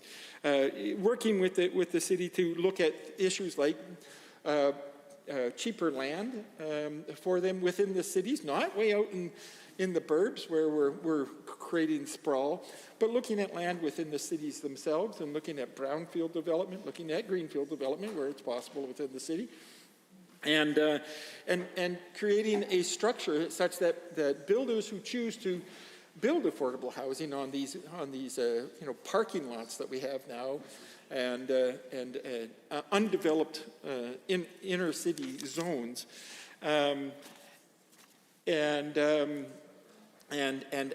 helping builders to have an incentive, I think would be a really great idea. And they can do all that with the city. They can make it part of their exchange with the city in terms of provision of dollars. I mean, they can work with the city on a whole variety of zoning application issues. This government has often talked about reducing red tape, not that we've really seen any significant reasonable red tape reduction, but what about a process that really helped the builders move from a empty lot or a lot with a derelict building on it to affordable housing through an expedited process somehow, so that they could do this in as quick a way as possible with as much support from the city and the province as well. These are all ideas that could have been in this bill and were not in this bill. This government could have put some money into neighborhood revitalization, because we know that as neighborhoods revitalize, they tend to provide better housing options and more diverse housing options as they do that. They create circumstances under which housing becomes more desirable in neighborhoods, and the government could have thought about the many different revitalization programs that are touted around the world as things that they could bring in here. They could have also looked at tax incentives for people in terms of that very difficult phase of moving from renter to owner. And they could have looked at things, in the States, for example. Most of us know that it's quite common that you can deduct your mortgage payments from your federal income tax, or in this case, it would be provincial income tax. In that transition, they could create it so that it would happen at least in that transitional period between renter and owner. They could help. They could develop a program to increase data collection so that renters could be in a better position to establish their credit worthiness and develop credit scores so that they can demonstrate that through their consistent paying their rent, that they are more eligible and notably reliable in terms of being able to take on a mortgage. The big issue is making that, going over the barrier. What would happen if renters could transform the continuing to pay that $1,200 in rent, but turn that into a mortgage without having to pay a big lump sum? Now, I'm hardly suggesting that people shouldn't have money to put down on a house, but there are a variety of ways of transforming rental properties into ownership properties that might allow that. I've been mentioned just recently by the member from Edmonton Ellerslie that we have not done very good job of supporting co-ops in this province. And we could certainly do that. I mean, we have some extremely successful co-ops that have been in the city of Edmonton, for example, for well over 50 years, have demonstrated they've been providing, affordable housing in the city of Edmonton. And one of the nice things about the co-op is they also provide social supports. In that they tend to help people to be successful in their home ownership. And to get through the rough times. I certainly know a number of people that live in co-ops. In fact, one time myself, I lived in an inner city co-op. And, the government has really failed to even look at that as a possibility in terms of moving forward. I think there are so many things that the government could do. I mean, they could even spend a lot of time sort of helping the business community find ways to celebrate and engage in building affordable housing as a positive social contribution. There could be, for example, an architectural prize for the best designed affordable housing done in the province of Alberta every year, or other initiatives like that.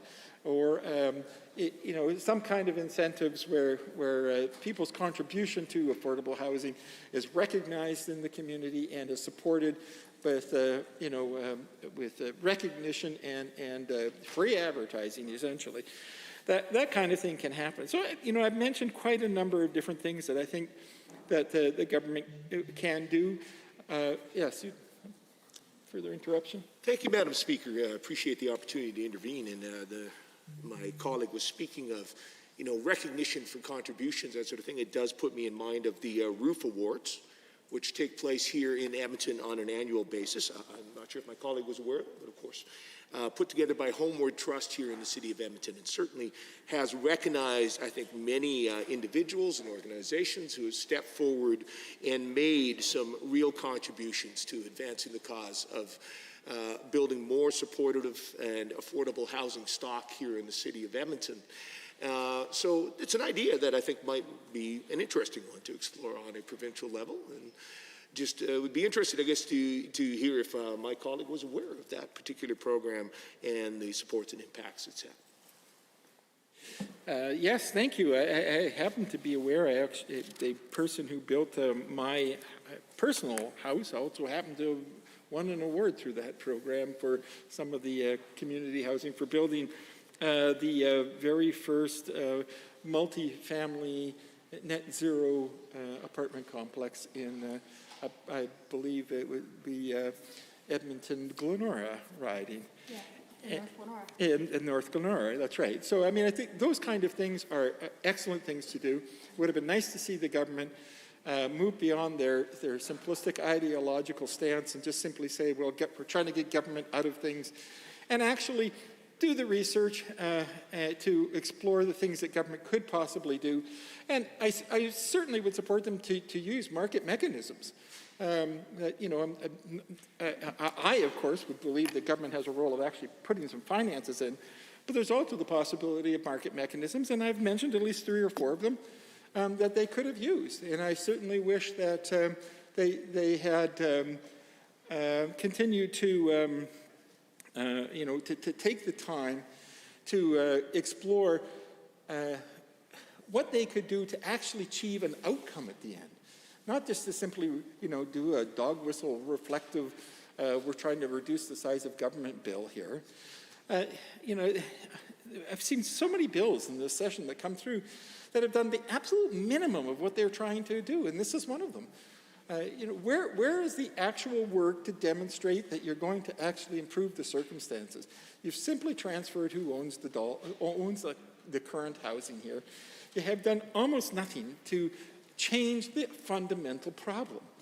And I just find that frustrating, and I certainly wish the government would heed the advice of myself and others and actually take on the role of creating new housing and making it more affordable for people in this province so that more people would be major contributors to the economy in this province, which housing, of course, is. You know, there are plenty of examples around the world that they could have used, and I'd be happy to direct them to those. At this time, however, I would like to propose an adjournment of debate. Having heard the motion to adjourn debate, all those in favor, please say aye. Aye. Any opposed, please say no. So carried. Under Government Bills and Orders for second reading, Bill 77, Municipal Government Restoring Tax Accountability Amendment Act 2021. Adjourn debate, Ms. Goring. Honourable members wishing to join the debate, the Honourable Member for Calgary-Buffalo. Thank you very much, Madam Chair. I'd, of course, like to address at second reading, this is my first time, Bill 77, the Municipal Government Amendment Act 2001. You know, the issue of unpaid taxes, municipal taxes by oil and gas companies is one that's been growing. We've all heard about it over the last few years. According to the Rural Municipalities Association latest survey, there is $245 million in unpaid taxes. The RMA says that figure has tripled since 2019. It started out about $80 million. Much of that, of course, is due to the hardship that many oil and gas companies have faced during this pandemic. Last year, we all know that oil prices actually went into the negative territory, which destroyed many companies' balance sheets. This pushed, of course, many companies into insolvency or to the brink of insolvency. And while that represents the bulk of the unpaid taxes, we're also hearing that there are some profitable companies that are not paying their taxes. And Madam Chair, from the, let me just, where did I put it? There is a, oh, there it is. A news release put out by the Government of Alberta on the 28th of October, just a few short days ago, and it talks about the approximately 40 to 60% of those unpaid taxes are the responsibility of companies that continue to operate in Alberta. And I'll just say that again, 40 to 60% of those unpaid taxes are the responsibility of companies that continue to operate in Alberta, while the remainder are facing insolvency. So there obviously are some profitable companies, as I said, that are not paying their taxes. And now that the price of oil has recovered, companies have had a chance to repair their balance sheets. In fact, some are making some pretty big profits, which means it's time for them to pay their taxes. Albertans have had to pay their taxes throughout this pandemic. If you're open to an objection.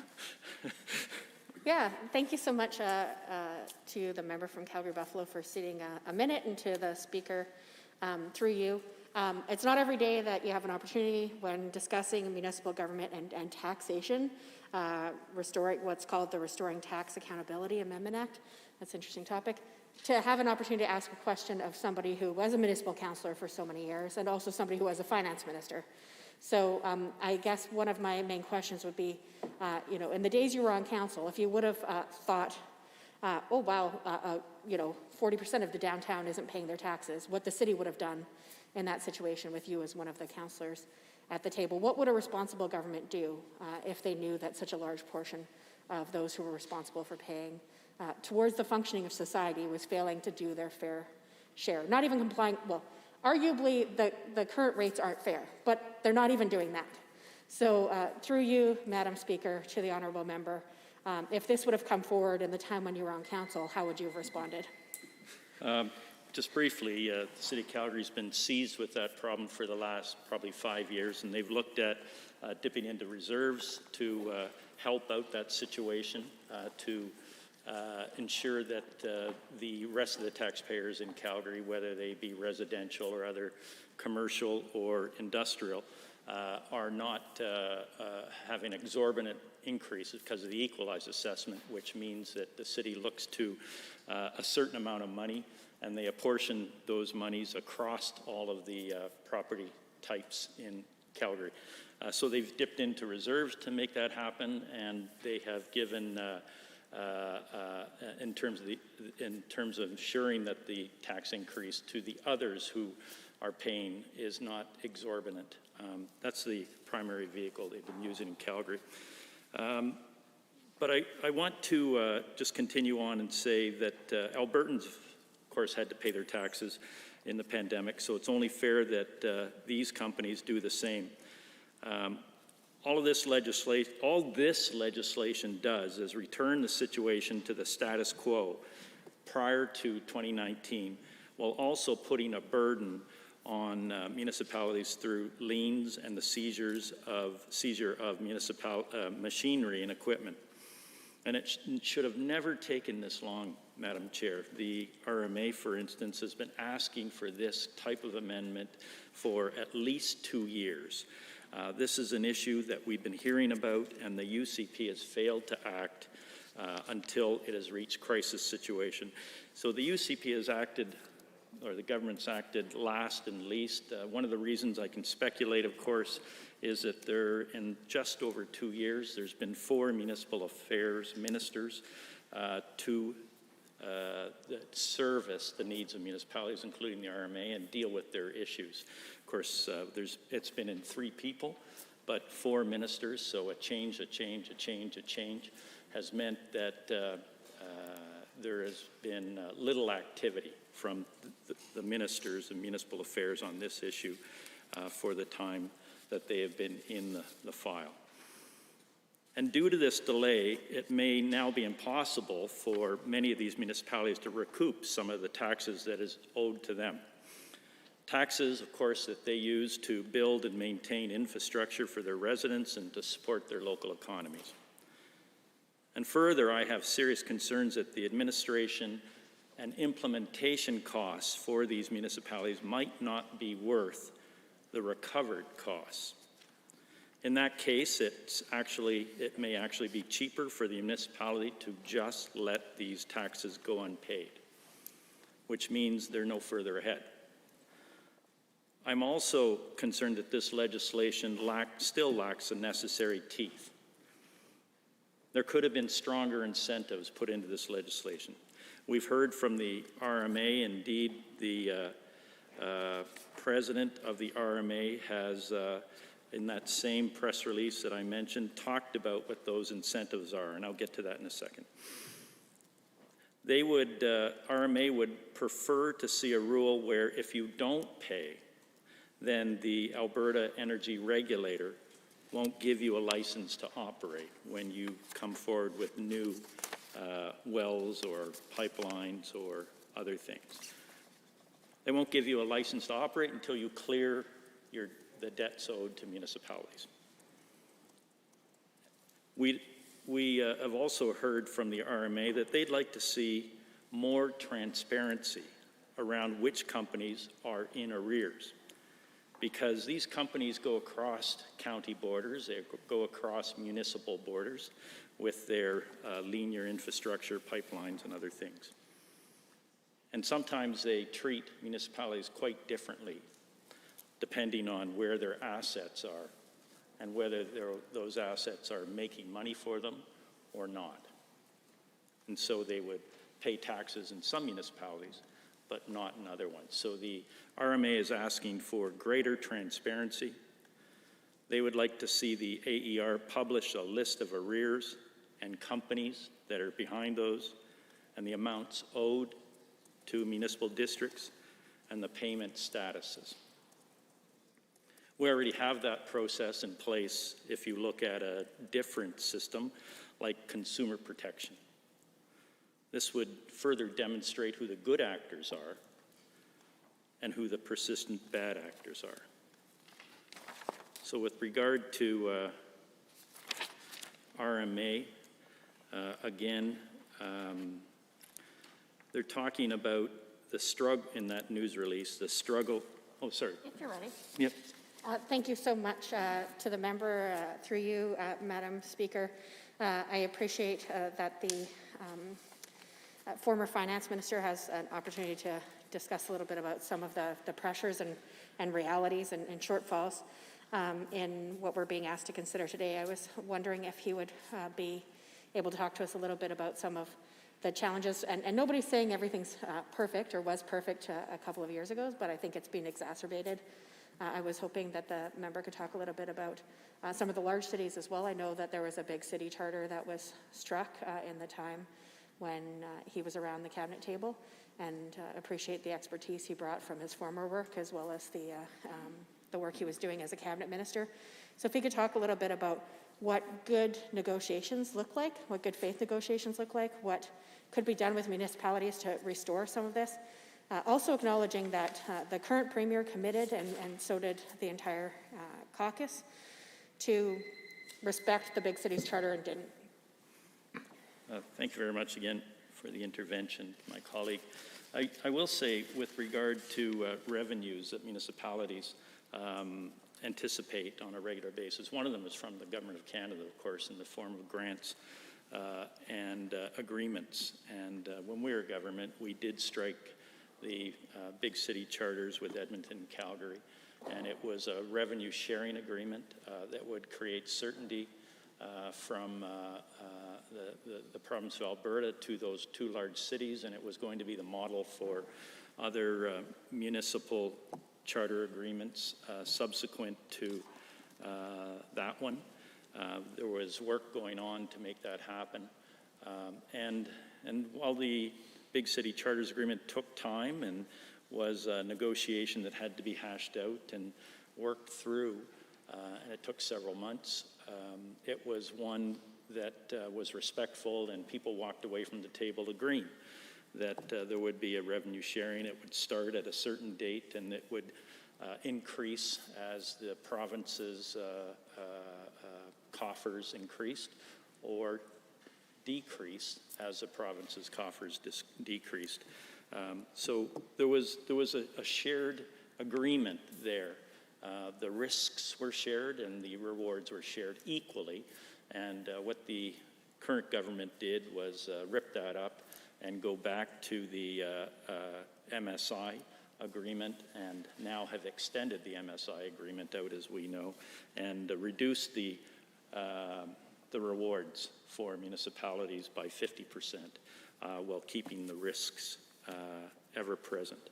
So the bill, as I indicated, is a good step. Certainly RMA appreciates this step that is here, but they have been clear that they want additional steps, and that has not been done. And I think it hasn't been done because there's been so many municipal affairs ministers in the positions that they've only done the least amount for RMA. We know that the AER sanctions is something that the RMA believes will create greater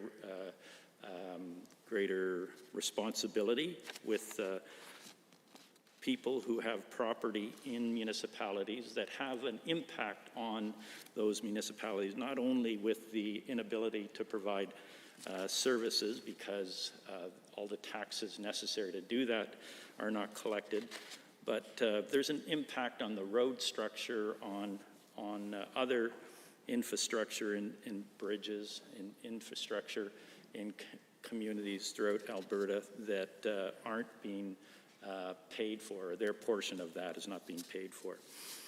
So those are some of the things that this bill does. It restores it after the AER and the Orphan Well Fund in terms of costs owed by companies.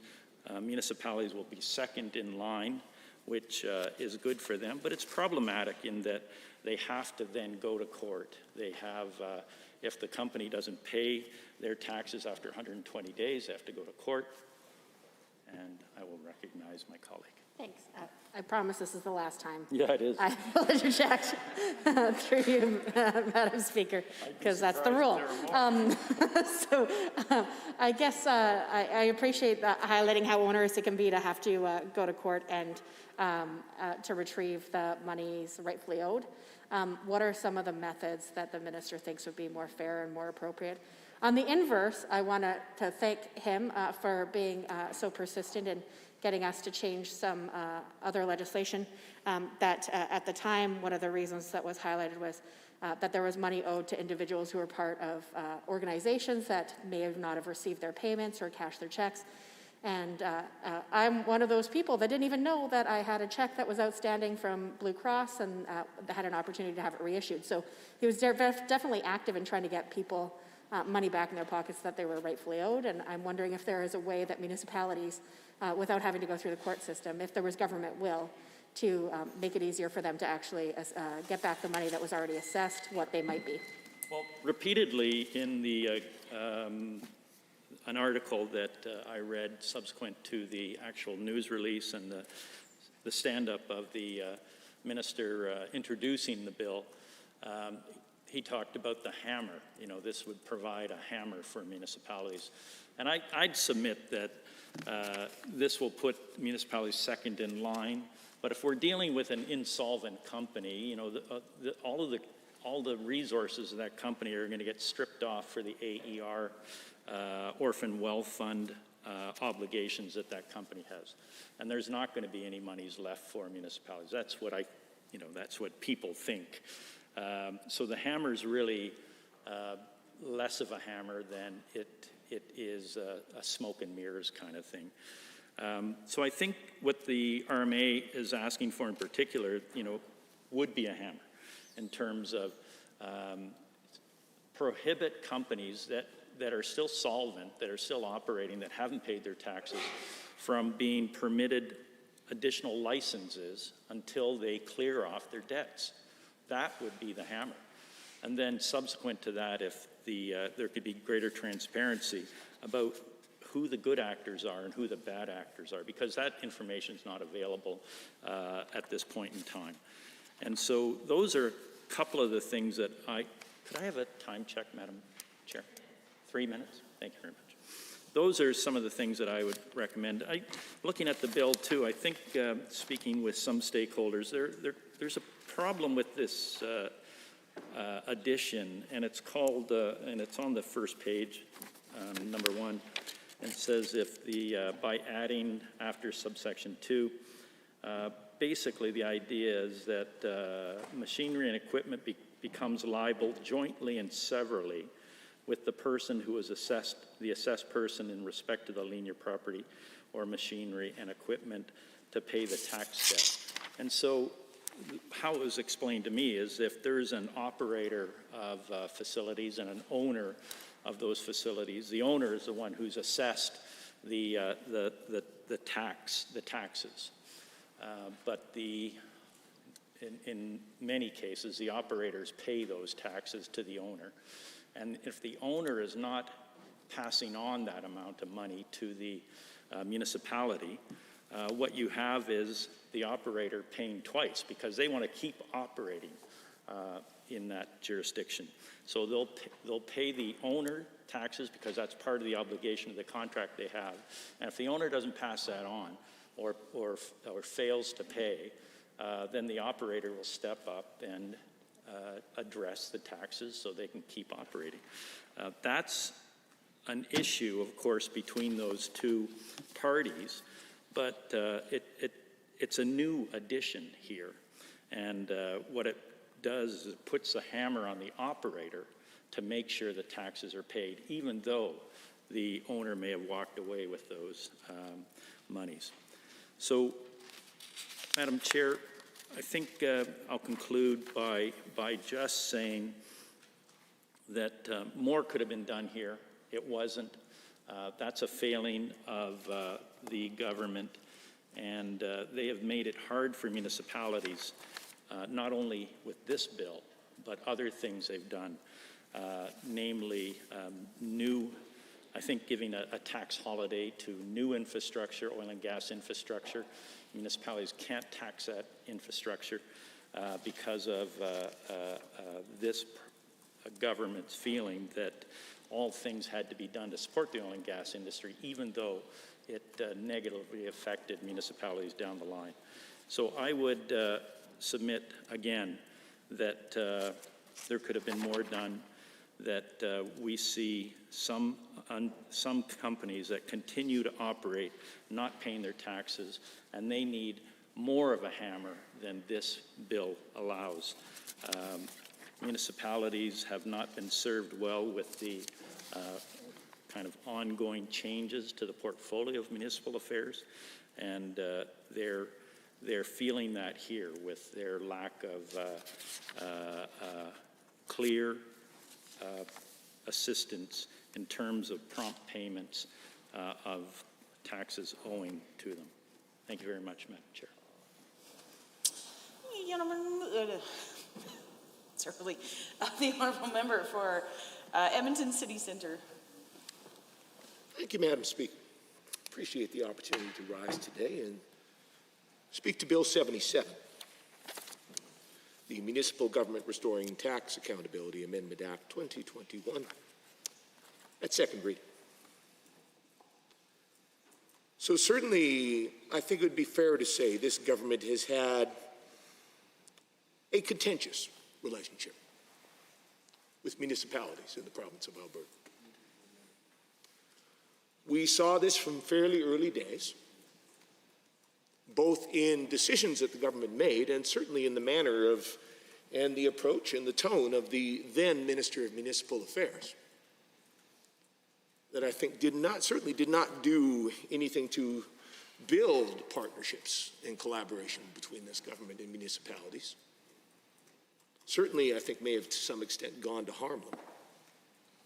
Now, of course, that minister has moved on, but that approach of this government, one that I think could be fairly described as, in polite terms, paternal. Less polite terms, condescending, insulting at times. We, as I think some of my colleagues have already noted in this debate and in others, certainly we saw the greatest, most significant evidence of that during the first budget from this government, where they broke their campaign promise and outright eliminated the big city charters, which the mayors of Edmonton and Calgary had spent considerable time negotiating with the provincial government, and something that this government had promised specifically in their campaign, in their platform, not to do. The government likes to talk at great length about all the promises it has fulfilled. It fails to note some of these significant ones it has broken.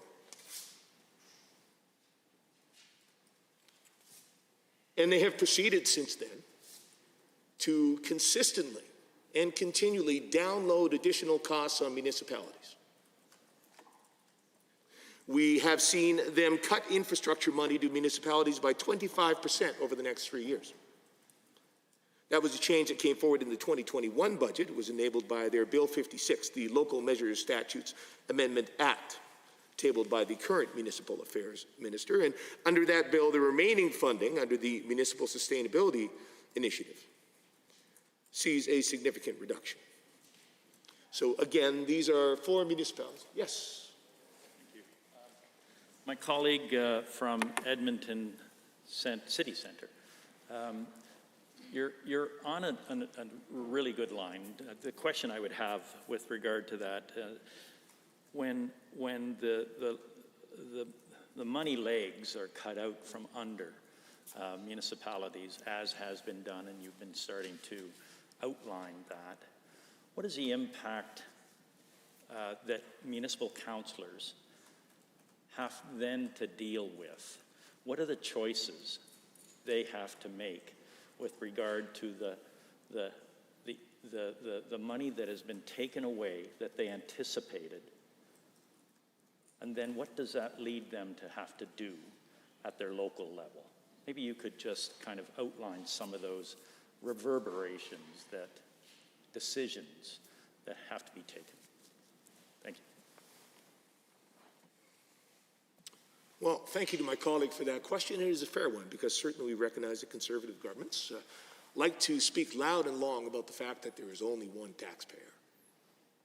And indeed, that is true when we come to this situation where municipalities who, again, as I've noted earlier, get the smallest portion of every tax dollar that's paid by an individual Albertan.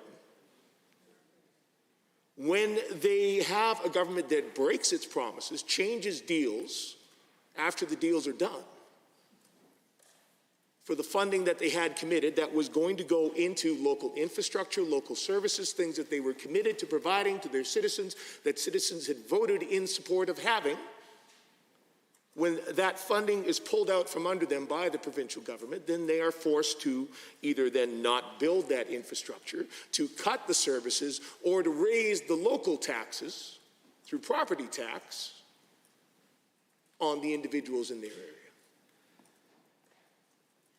And let's be clear, it's not a question of this being a fiscally responsible government that's making prudent choices. This, again, is the government that spent $30 million a year on their embarrassment of a war room, $3.5 million, pardon me, because they got an increase on the embarrassment of the Allen inquiry, which could not find a single thing actually wrong and failed to fulfill any of the promises that the Premier made for what it was going to accomplish. Not to mention, as we've noted, the $1.5 billion gamble on the re-election of Donald Trump. So it's not a question of this government trying to save taxpayers' dollars. They're more than happy to blow that money on their political interests and game playing. But when it comes to municipalities, they want to then make them, and then the people that they serve, the local taxpayers, pay for this government's mistakes.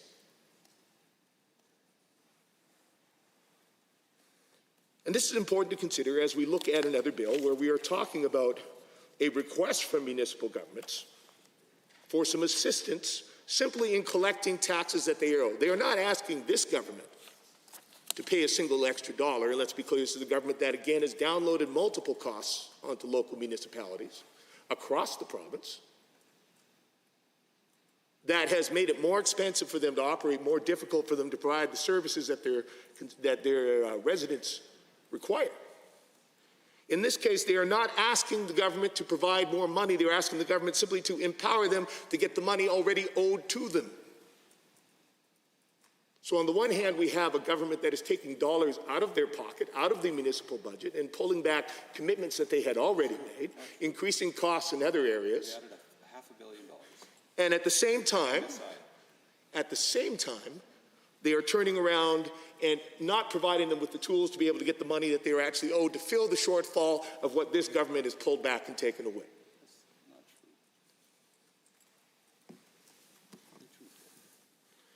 When it comes to policing, this government has also downloaded additional costs on municipalities. Their 2019 budget, they increased the government share of municipal fine revenue from 27% to 40%. Clawback of that police fine revenue that will lead to tens of millions of dollars being cut from local police budgets. That's from their own analysis.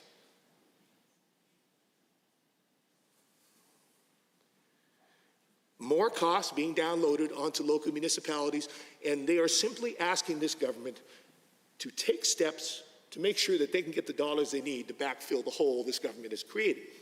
Yes, Member.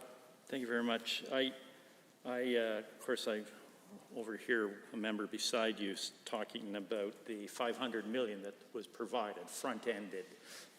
I want to be clear, front-ended, but there was a 25% cut to the size of that MSI budget overall.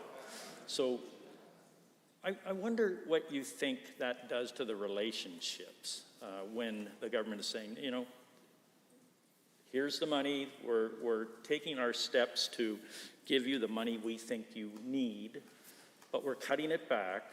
What does that do to relationships amongst orders of government, municipal and provincial? What does that do to the working relationships, the ability of municipal leaders to trust this government? Maybe you could provide some overview. Thank you to my colleague for the question. And indeed, what I would say, Madam Speaker, is it does great harm to that relationship. And indeed, we have a government that continually likes to play shell games, word games, to try to hide the actual actions they are taking. When we have repeatedly asked about the changes to police funding, they would deny that it in fact takes place. When we talk about cuts to education, they claim it isn't there. And I recognize the member from Cardston, Tabor Warner, disagrees, but certainly he at one point had a seat at the cabinet table and understood the importance of building actual relationships with people and hopefully honesty and integrity in doing so. But the fact is that the government for which he once sat as a minister is often undermining that relationship.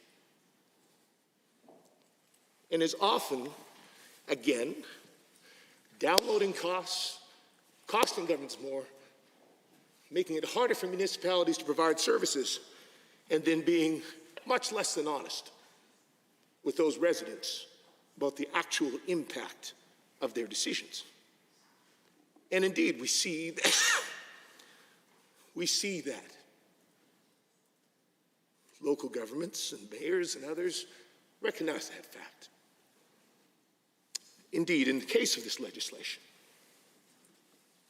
in which the government takes what I will admit is one good step, the least they probably could have done in this situation, to try to help offset these costs that they have downloaded onto municipalities, to give the municipalities one more tool where they can potentially get back perhaps some of these additional dollars to backfill the hole that has been created in their budgets by this government that is so cavalier in its own case with the public dollar.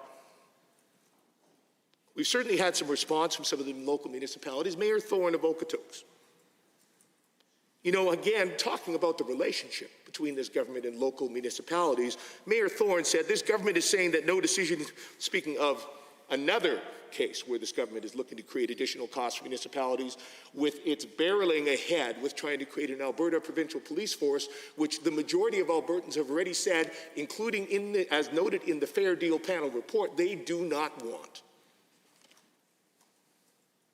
She says that in regards to that, this government is saying no decision has been made, but yet the Minister of Justice went on a tour and was calling a provincial police force the opportunity of a lifetime. Sounds like an unbiased opinion, Madam Speaker. So they're saying no decision's been made, but yet we're out there selling it as the opportunity of a lifetime. My experience to date has been that consultation with this government is done to check a box, not to actually listen. It's great to say we're consulting, but if you're not actually listening to the information you're getting and factoring that into the decision-making process, I struggle with whether it's truly effective consultation.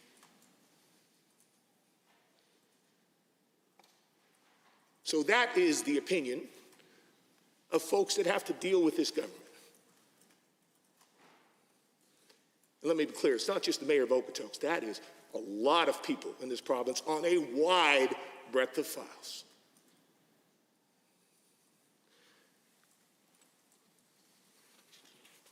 So what we have here in this bill, as my colleague from Calgary, Buffalo, and our critic for municipal affairs has noted, has been observed by the RMA.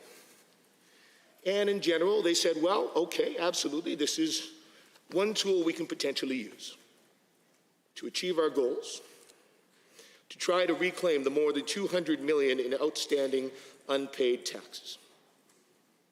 So the ability to levy liens on companies that don't pay their property taxes. Now, this existed in the past. It was lost to them as a tool, and now the government is bringing it back. We know in the past it has not been particularly effective. That's not to say it can't have some use. But certainly the RMA, in noting this, says they have several outstanding questions, which again, if on presenting this bill, the RMA has several outstanding questions, it questions How good, how robust was the consultation that actually went into this before the bill was presented? Was this just a case of the minister wanting to be appearing to do something? Well, in fact, as this government has repeatedly done through the COVID pandemic, acting last and acting least. Or did they actually sit down and have a thorough discussion and consultation? Certainly the mayor of Okotoks does not think so, and the fact that we have significant outstanding questions from the RMA and they are requesting to meet with the minister to talk about them certainly suggests that he did not engage in that to begin with. My colleague. Thank you very much for this explanations or your debate so far. I've asked you about the decisions that municipalities, that's incumbent upon them when they're not able to collect taxes and the government hasn't given them the tools to be able to do that in a fashion that they've requested. And I've asked you about the relations between municipal councillors, municipalities, and this government. I wonder now if I could get you to just briefly talk about what you think should have been done to address the needs that are being identified by municipalities and the RMA in particular. Where should this government have gone with regard to Bill 77, and what better support should they have given, if you could? Well, thank you to my colleague for the question. And I'd say, first of all, what should have been done is obviously appropriately robust consultation with municipalities to determine what they actually wanted to see, to answer these substantial questions which the RMA still has about this bill and this process. That would have been a great place to start. But secondly, I would note one of the significant questions from the RMA is how they could work to get better information sharing between the Alberta Energy Regulator and municipalities to ensure the municipalities have current owner and operator information for all of the oil and gas properties. Now, that sounds to me, Madam Speaker, like there's an issue here of red tape. The former ministry of the member that was having so much to say to me earlier. Now, it seems to me that should be a fairly simple thing for the government to sit down and have a conversation with the AER to determine how they can just simply provide accurate information to municipalities so that they can actually make effective use of the tool that the government is bringing forward for them. That is something this government regularly pats itself on the back for, and certainly this government has been quick to pass legislation to make it easier for people's private health information to be sent out of the province, enabling the Tell Us Babylon app, which the Privacy and Information Commissioner noted many serious problems with, but they are not in this legislation taking a simple step to help municipalities access basic information about the owners and operators for the oil and gas properties from whom they are looking to collect taxes that are rightfully, legally owed. So that seems to be a simple thing that this government could have additionally done. Perhaps they would have heard about that if they would have had actual and robust discussions with the local municipalities. The municipal leaders are calling for the AER to actually prohibit the issuing of licenses to bad actors if they don't pay their taxes. Again, a simple piece of cooperation between levels of government. And this is something we certainly do for individuals. This is a tool that this government themselves have implemented in some cases. I recall in terms of enforcement on COVID fines, they did say that if folks were not paying those fines, they would not be able to access registry services, renew their driver's license, other issues like that. Simple situation here too. If a corporation, if a company is not paying their taxes, don't give them licenses to open more.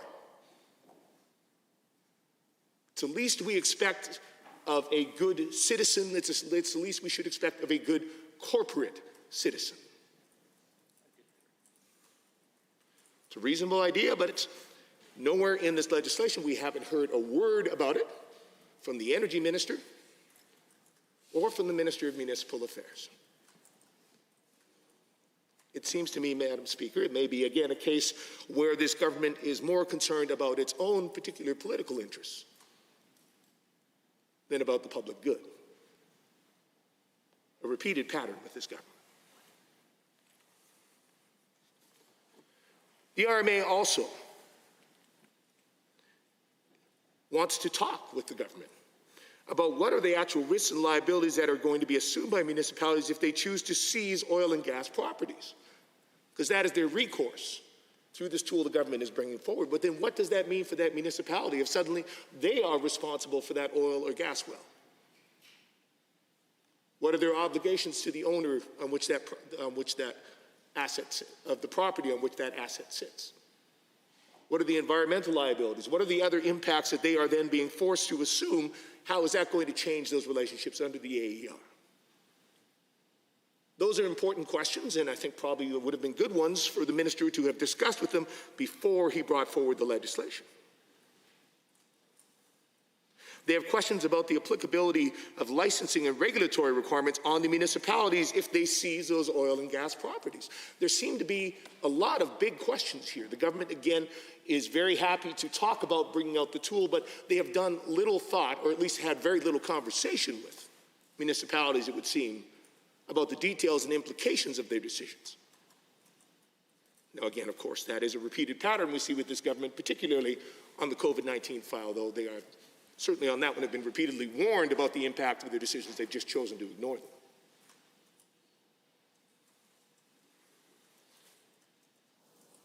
But I'm looking forward, I think, to the opportunity to further debate at another time.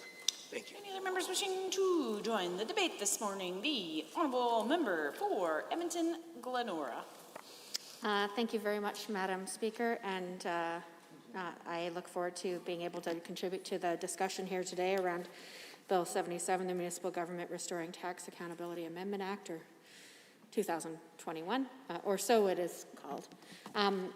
I want to say that one of the first things I imagine most ministers do when they meet with their officials is say, you know, where's the opportunities to be more efficient? Where can we find savings? And then how do we use those savings to implement our platform? Or at least that's what I said to the two deputies in the first meeting that I had with them. That's one of the things. We talked about many topics, but that was definitely one of my pressing ones was, you know, where's the, quote, low-hanging fruit, and how can we reprofile that investment to deliver on the commitments we made to Albertans. And one of the things that was offered as an option at a subsequent meeting was, well, you could pay less in taxes because municipal governments are creations of the provincial government, so they can't assess you. You give a grant in place of taxes, but it really is up to the government, the provincial government, to determine how much tax they will pay to the municipalities within which they operate. And, you know, I thought about it because, of course, the idea of being able to spend less and still have the same access and the same supports would be appealing to many. But I realized that that wasn't fair.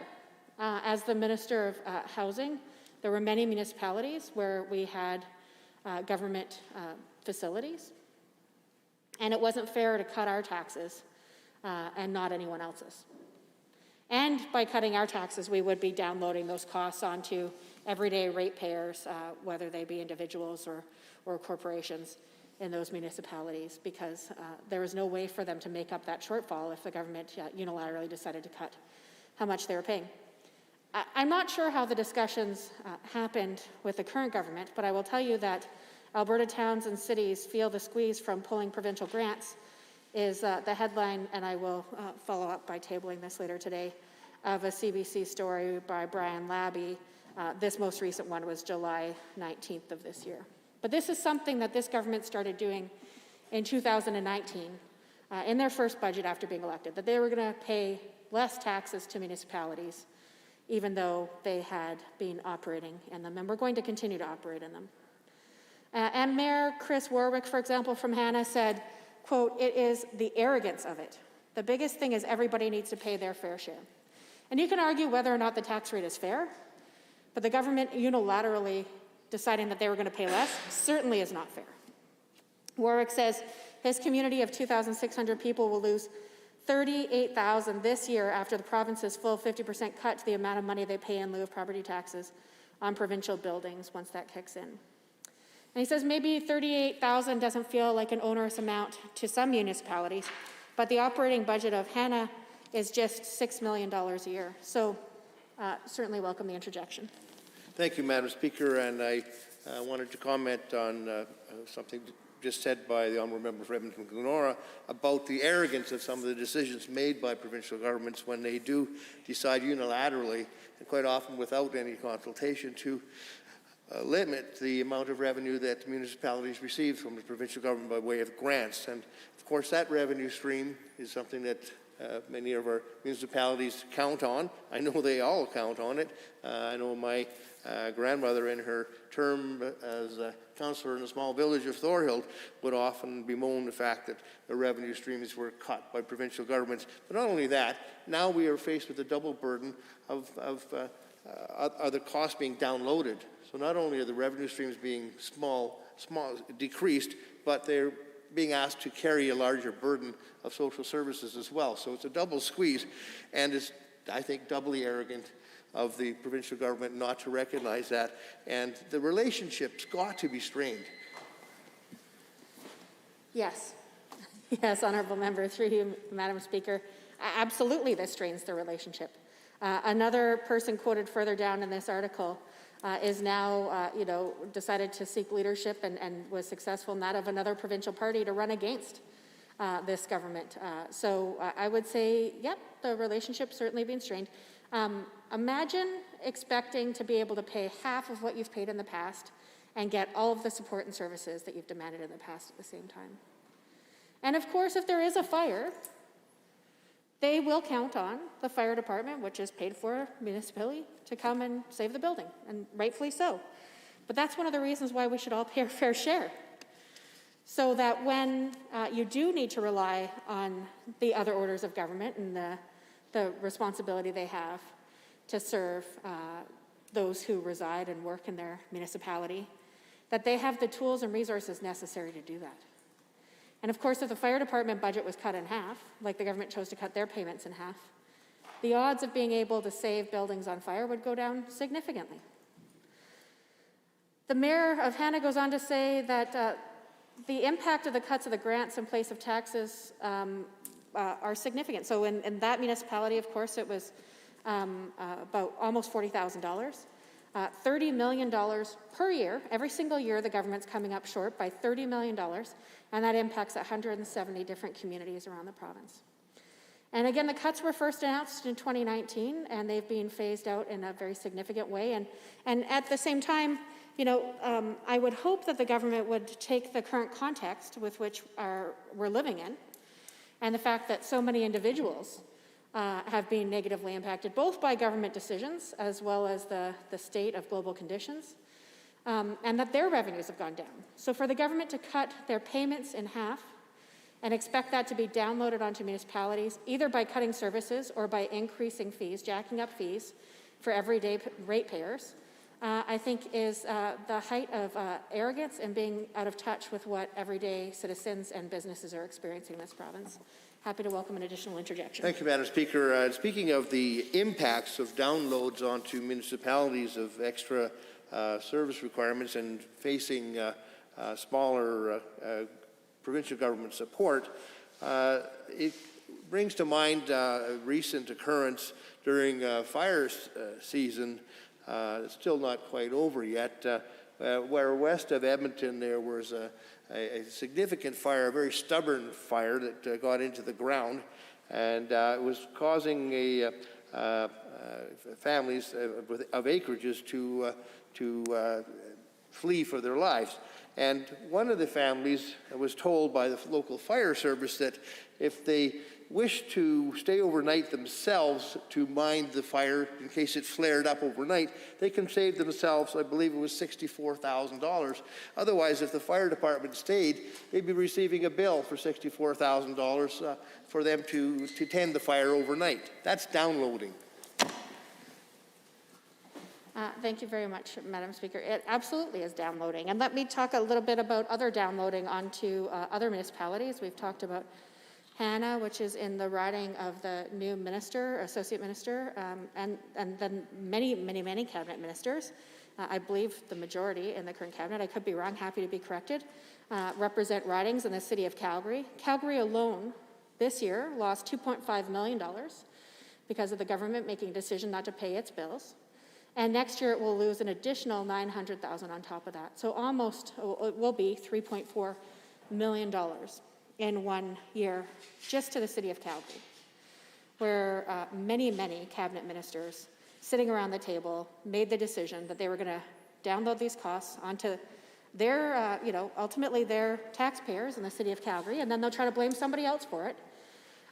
But they've made a decision to not pay their bills to the city of Calgary, and as a result, ordinary families who they are sent to this place to represent will get those costs downloaded onto them. Or firefighters will be fired, or both.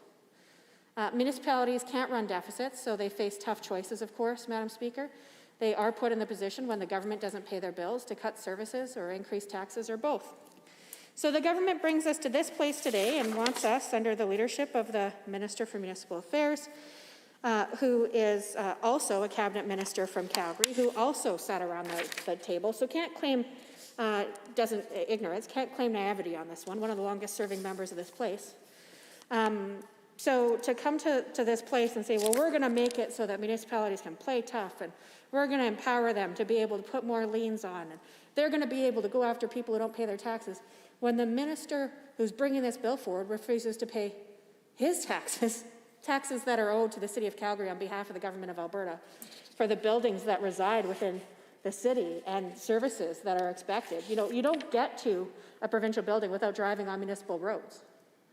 You don't get to, use the water in a provincial building. For example, in this place, I go into the back kitchen, I turn on the tap, and I take a glass of water multiple times a day. Thank you, City of Edmonton. Thank you, ratepayers in Edmonton.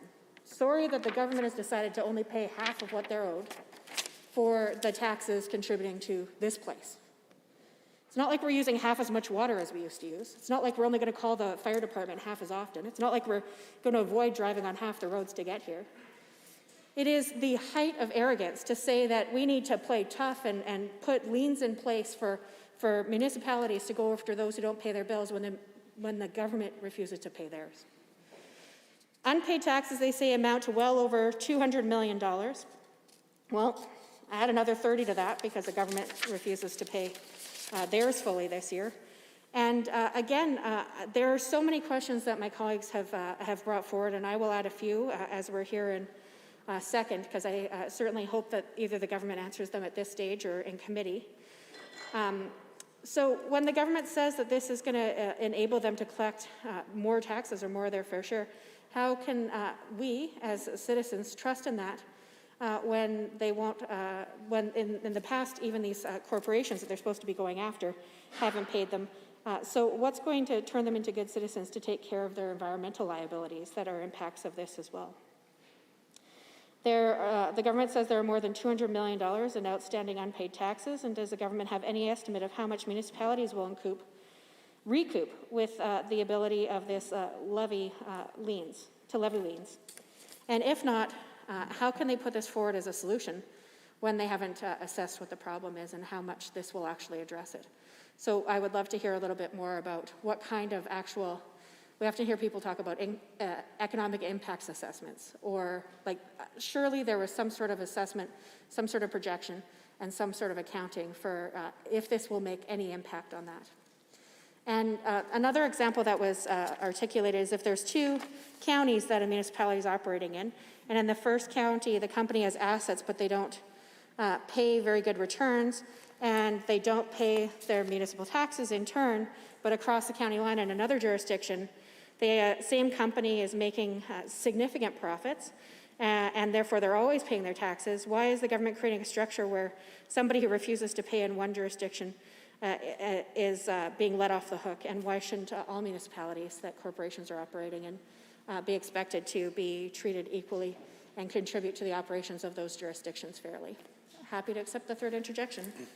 Thank you, Madam Speaker. I would I'd like to address the question of being let off the hook, which is what's been happening for too many years to oil and gas companies in particular, where they've decided not to pay their taxes and allow municipalities to struggle. And what happens, Madam Speaker, with those municipalities who end up on the short end of the stick with respect to taxes owing is that ultimately they fail in certain circumstances. And we see annually now an increasing number of municipalities getting folded into their county as a result of becoming insolvent.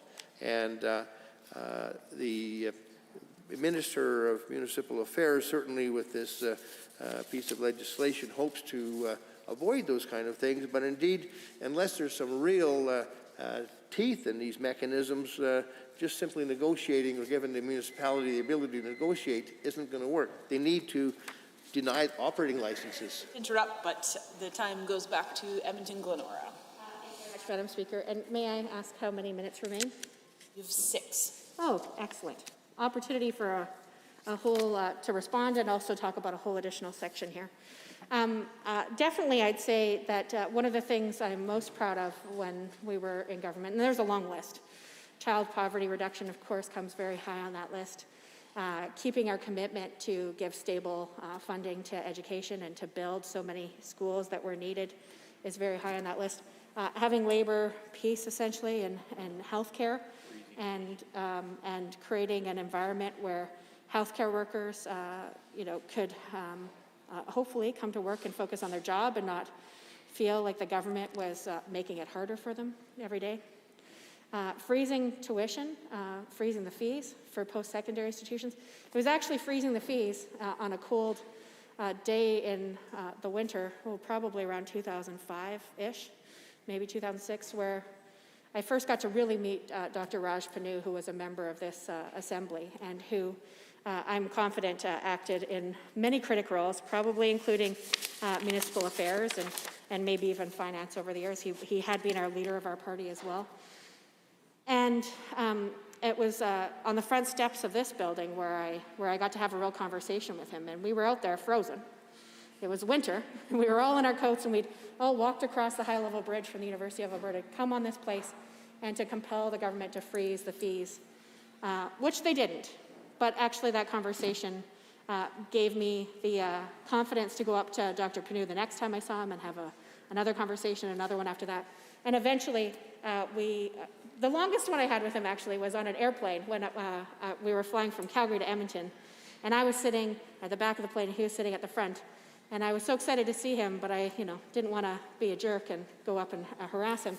And then the flight attendant came on and said, "We need to balance out the weight on the plane. Would somebody on the back left side of the plane be willing to come to the front right?" And I rushed up there right away, sat down beside him, and took that opportunity on that 30-minute flight to have a really good conversation. I think that's one of the conversations that brought me to be inside this place and gave me the opportunity to actually follow through on what he and I both rallied for on the front steps of the legislature about a decade earlier around freezing the fees. All of this relates back, of course, to the bill at hand, the Municipal Government Restoring Tax Accountability Amendment Act 2021, in that government should not operate in silos. They should not try to be disconnected from what happens in other ministries or what happens to the folks that we represent, the everyday families we represent. So when this Minister of Municipal Affairs comes and says, "Hey, I got a solution, let's stop paying our taxes, at least half of them, let's cut our taxes in half to municipalities, that's going to save us a bunch of money." I think it's incumbent on the other ministers around the table to unpack that a little bit and say, "Hey, hold on a second here. What's that going to mean to social services in our community and their need? What's that going to mean for the roads that we have to repair? What's that going to mean for the fire department budget? What's that going to mean for policing? What's that going to mean for libraries? What's that going to mean for transit?" But it seems that this government has instead decided that they're going to impose a problem, cut what they pay by half, $30 million a year affecting 170 municipalities, I believe it was, and then say, "But it's somebody else's fault. We'll give them a hammer so that they can go after other folks who aren't paying their taxes, even though we aren't going to pay ours." Like, it just seems so disconnected from reality. But what happens at the end is that this is where trickle-down does impact people. Because all of that pressure of cutting what it is that government is supposed to be providing to other orders of government that they created and compelled to deliver these services on their behalf trickles down to the taxpayers, to the ratepayers, to the citizens of those municipalities. And that they either get their services cut or they're asked to pay more. And often it's both. This government has decided to bring forward a bill that they say will give new powers without actually saying what the monetary impacts will be. But they've refused to actually look at what they could do to make things a little bit easier for the citizens we all represent. And certainly one of those things would be to actually pay their own bills. If they paid their own bills, there would be less pressure on all of us as citizens, as taxpayers, to pay the province's bill on their behalf. According to the latest RMA survey, again, Regional Municipalities Association, 69 members there is $245 million in unpaid property taxes. The survey was done in this last February, and the president, Paul McLaughlin, has told the caucus that the problem has continued to get even worse since the survey, just less than a year ago. The president was also quoted in the government news release, but has called for action for the AER licensing issue to be identified, which other speakers have already highlighted, I believe. So according to the government of Alberta, 40 to 60% of the taxes are unpaid come from companies that continue to operate in Alberta.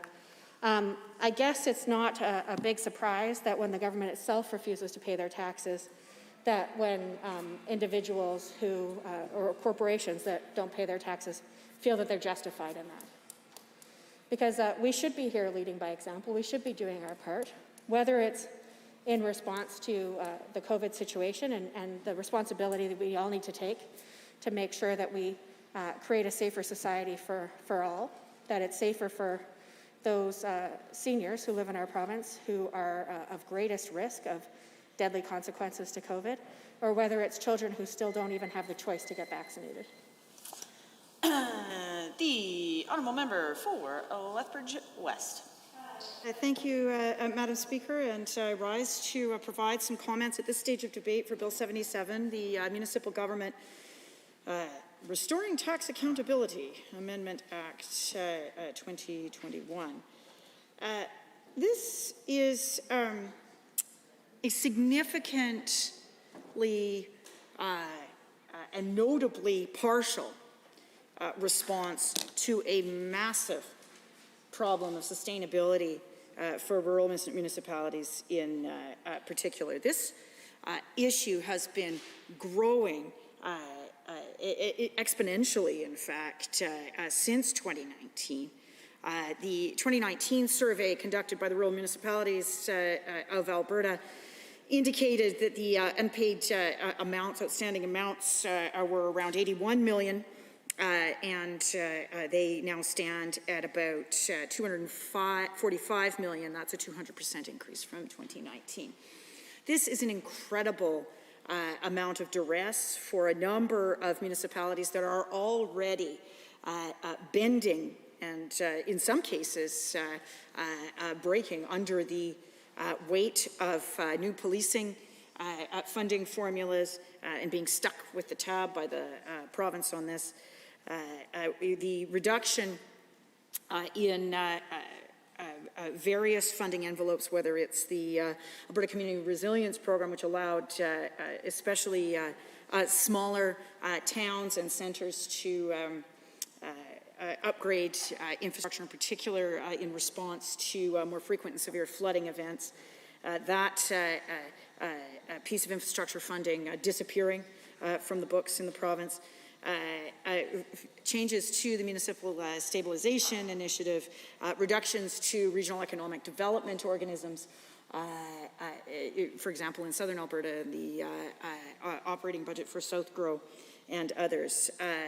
So we have a number of challenges for municipalities. And, you know, so in fairness, I always try to find the fairness here. You know, okay, maybe we can have a good faith conversation about the relative amounts available to the government of Alberta to transfer to municipalities for things like infrastructure, municipal stabilization initiatives, or other program or capital spending. But what is so curious about this piece of legislation, Madam Speaker, is that this is not GOA money. This is simply the GOA empowering municipalities to collect amounts that are outstanding to them, having absolutely no impact on the bottom line other than positive for the province, because ultimately if municipalities can recuperate the taxes and amounts that are due to them from the private sector, then this frankly takes the pressure off the government of Alberta to be making up those amounts. I will yield the floor to my honourable friend. Just briefly, as a former Minister of the Environment, of course, what this legislation does is it puts municipalities second behind the Crown, or AER, in terms of potentially being able to recoup monies owed to municipalities. Puts them second behind. In your former role as the Environment Minister, if a company is insolvent or going insolvent and has obligations, will there be any money left, in particular if it's an oil and gas company that has outstanding obligations under the Orphan Wealth Fund? Do you believe there'll be any money potentially left for municipalities to garner once that situation starts to unfold? That would be my interesting question. As your former role, you probably have some experience and knowledge of this. Well, I thank you for that query, and it is a good one, because certainly as a condition of approvals under the AER, operators have certain responsibilities for reclamation, abandonment, and so on. And so in the cases of insolvency, it would depend, quite frankly, on the level of those liabilities left on the landscape, the scale of that particular operator's operation, and the condition in which those, or the stage in which those operations were actually when the company went insolvent. And so this too, the honourable member raises a good point, that it is only in this case where this piece of legislation is changing the corporate tax and the liability environment for these operators vis-a-vis municipalities. And there are so many other ways that, again, it is very curious that the government will not undertake this. They profess that they have a problem with fiscal sustainability. I would argue that, when you give away $4.7 billion in a corporate tax cut, that does not achieve your economic objectives, when you seem to be completely fine with flushing $1.5 billion on a ghost pipeline that depends on an extremely egregious human being to get re-elected to office.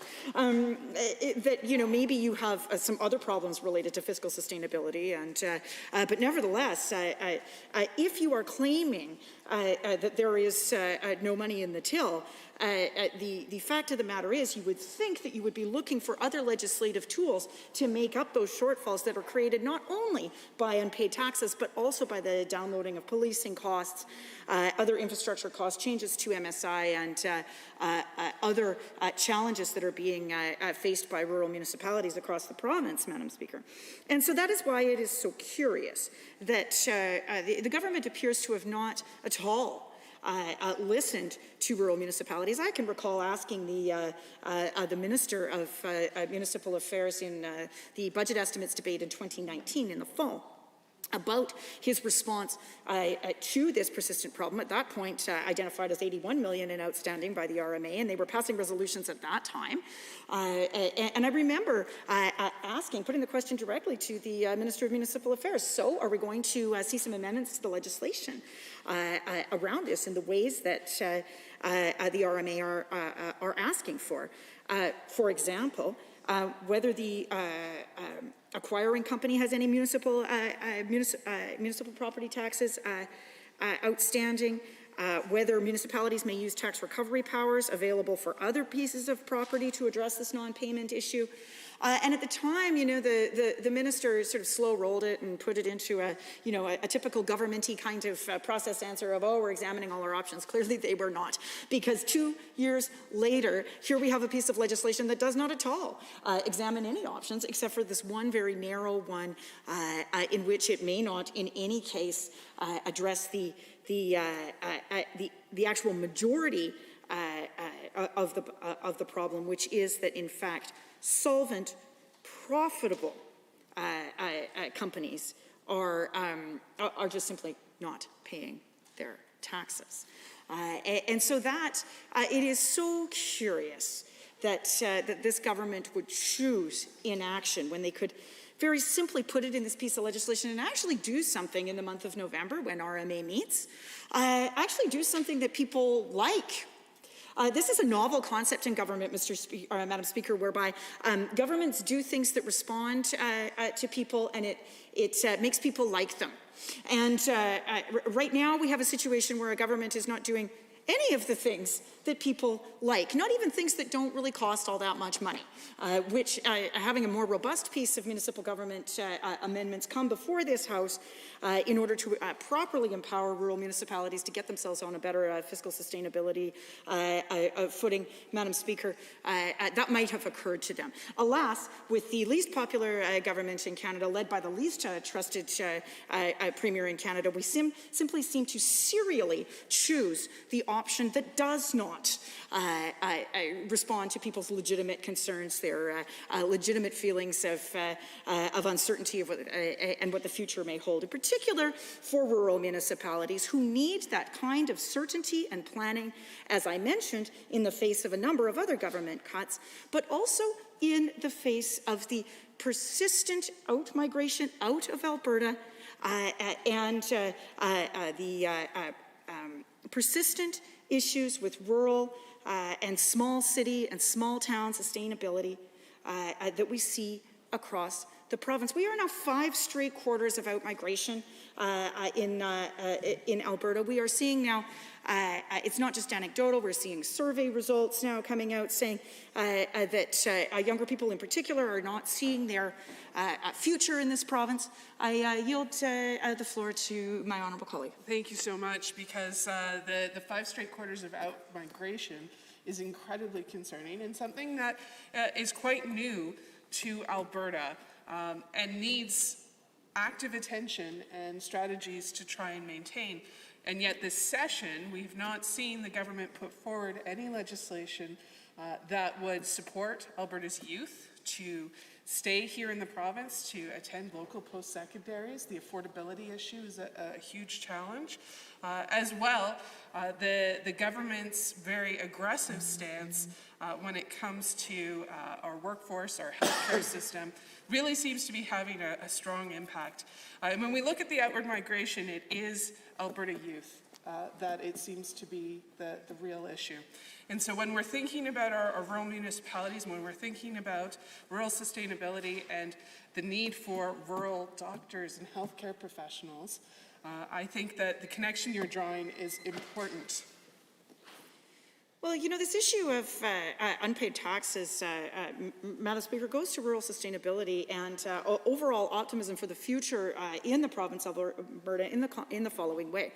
If we do not have the right statutory regime in place such that municipalities can recover these unpaid amounts, particularly from those that are profitable and solvent, what ends up happening is that the municipality must then in order to maintain, either they have to cut, eliminate services, or in some cases disestablish themselves entirely within the and be folded into a larger municipal district or county or whatever the case may be, as we have seen happen over the last couple of years. But what happens is that those unpaid amounts there has to be a base level of services remaining to be provided, and so those go on to the residential or the other light commercial tax base. And that becomes an increasing amounts that need to be taken up by people who are just trying to get by. And in particular, then if you're seeing these large increases in property taxes, whether it's to start a business or to on your own home, one's calculation for staying in that community becomes ever more difficult. Now, layer on top of that, the fact that the school board in many rural areas and small towns is in fact the largest employer, and you have a government that had no problem at all issuing 18,000 pink slips last spring. After that, oftentimes the health authority is one of the largest employers, and we've seen an increasing level of reduced optimism from frontline workers. I recognize my friend from Calgary Buffalo who has an intervention. Very much.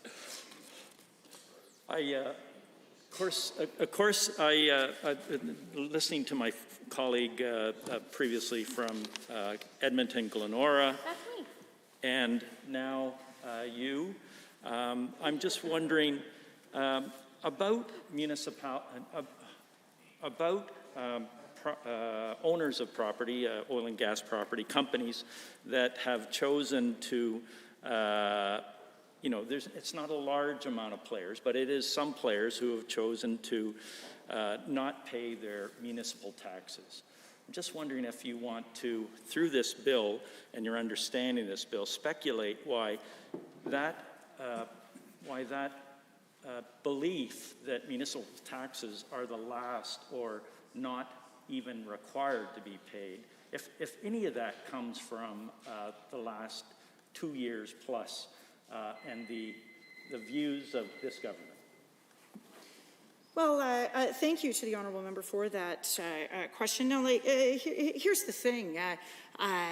The algorithm of deterrence is such that if one does not want to do the thing that is prescribed in law that one ought to do, if there is no sanction for that, or if it is not of the appropriate level of consequence, then the rule will simply not be followed. And that is exactly what we see here, which is why there are some very simple legislative tools that could be restored to this legislation and actually make it meaningful for smaller municipalities in particular, and counties as well, and others. Now, one of the things that really does put a lot of pressure on municipalities, and again could be a way that the province engages in at least some level of burden sharing with respect to the issue of unpaid taxes, is that there's an education portion of our property tax, right? We all have this on our property tax bills for our homes, but some companies have this too. Now, the municipalities are still on the hook for forwarding those unpaid amounts to the province, even if the original folks who were supposed to pay that part of the bill don't pay it. Now, here, the province could simply recognize that this is an ongoing issue, which may, in fact, incent a little bit more action on the actual collection of those unpaid amounts from the province, because they then, too, would have to burden share in terms of the lack of collection. And what they could say to municipalities is, okay, if these guys aren't paying that, then you don't need to forward us those education amounts because you simply do not have them. Because otherwise what municipalities are having to do is go back to the rest of the tax base and or eliminate programs in order to forward those amounts. So here, too, there is a level of partnership with the municipalities, and these aren't my ideas, they're the ideas of the Rural Municipalities Association. But there's a level of coordination, of recognition that we are not levels of government, we are orders of government, and that everyone has a role to play here, even if we have situations where the economy might mean that we have a more cyclical nature to some of these unpaid taxes. Now, what I would argue, Madam Speaker, that given what we saw in the latter half of 2020 in terms of recovery, Crown leases, land sales, and projections for new activity, that we had that 203% increase in unpaid taxes off of 2019. So what we should be seeing now at this point in 2021, at this late stage, is an indication that those increased levels of activity that we start in the oil patch that we started to see at the end of 2020 should be resulting in a better fiscal stabilization for municipalities. I'm not hearing that yet, and that will be a question that I will certainly have in and around RMA when I am meeting with folks. And so, you know, I have heard over the last 2 years a level of frustration and anxiety from rural municipalities that are significantly affected by this. And I know that the members across the way have as well. They must share my frustration, in fact, that this piece of legislation is so woefully inadequate, that does not take like low or no cost, in many cases no cost steps to rectify this problem. And it's not just about the money that might be recouped through adding a couple of legislative tools to the MGA or other pieces of legislation in order to make it easier for municipalities to recover these unpaid amounts. It's not just about the financial benefit that municipalities and therefore their tax base, that is to say the residents and the smaller business owners and others who are paying their taxes. To interrupt, but the clock now strikes noon. The House stands adjourned till 1:30 this afternoon.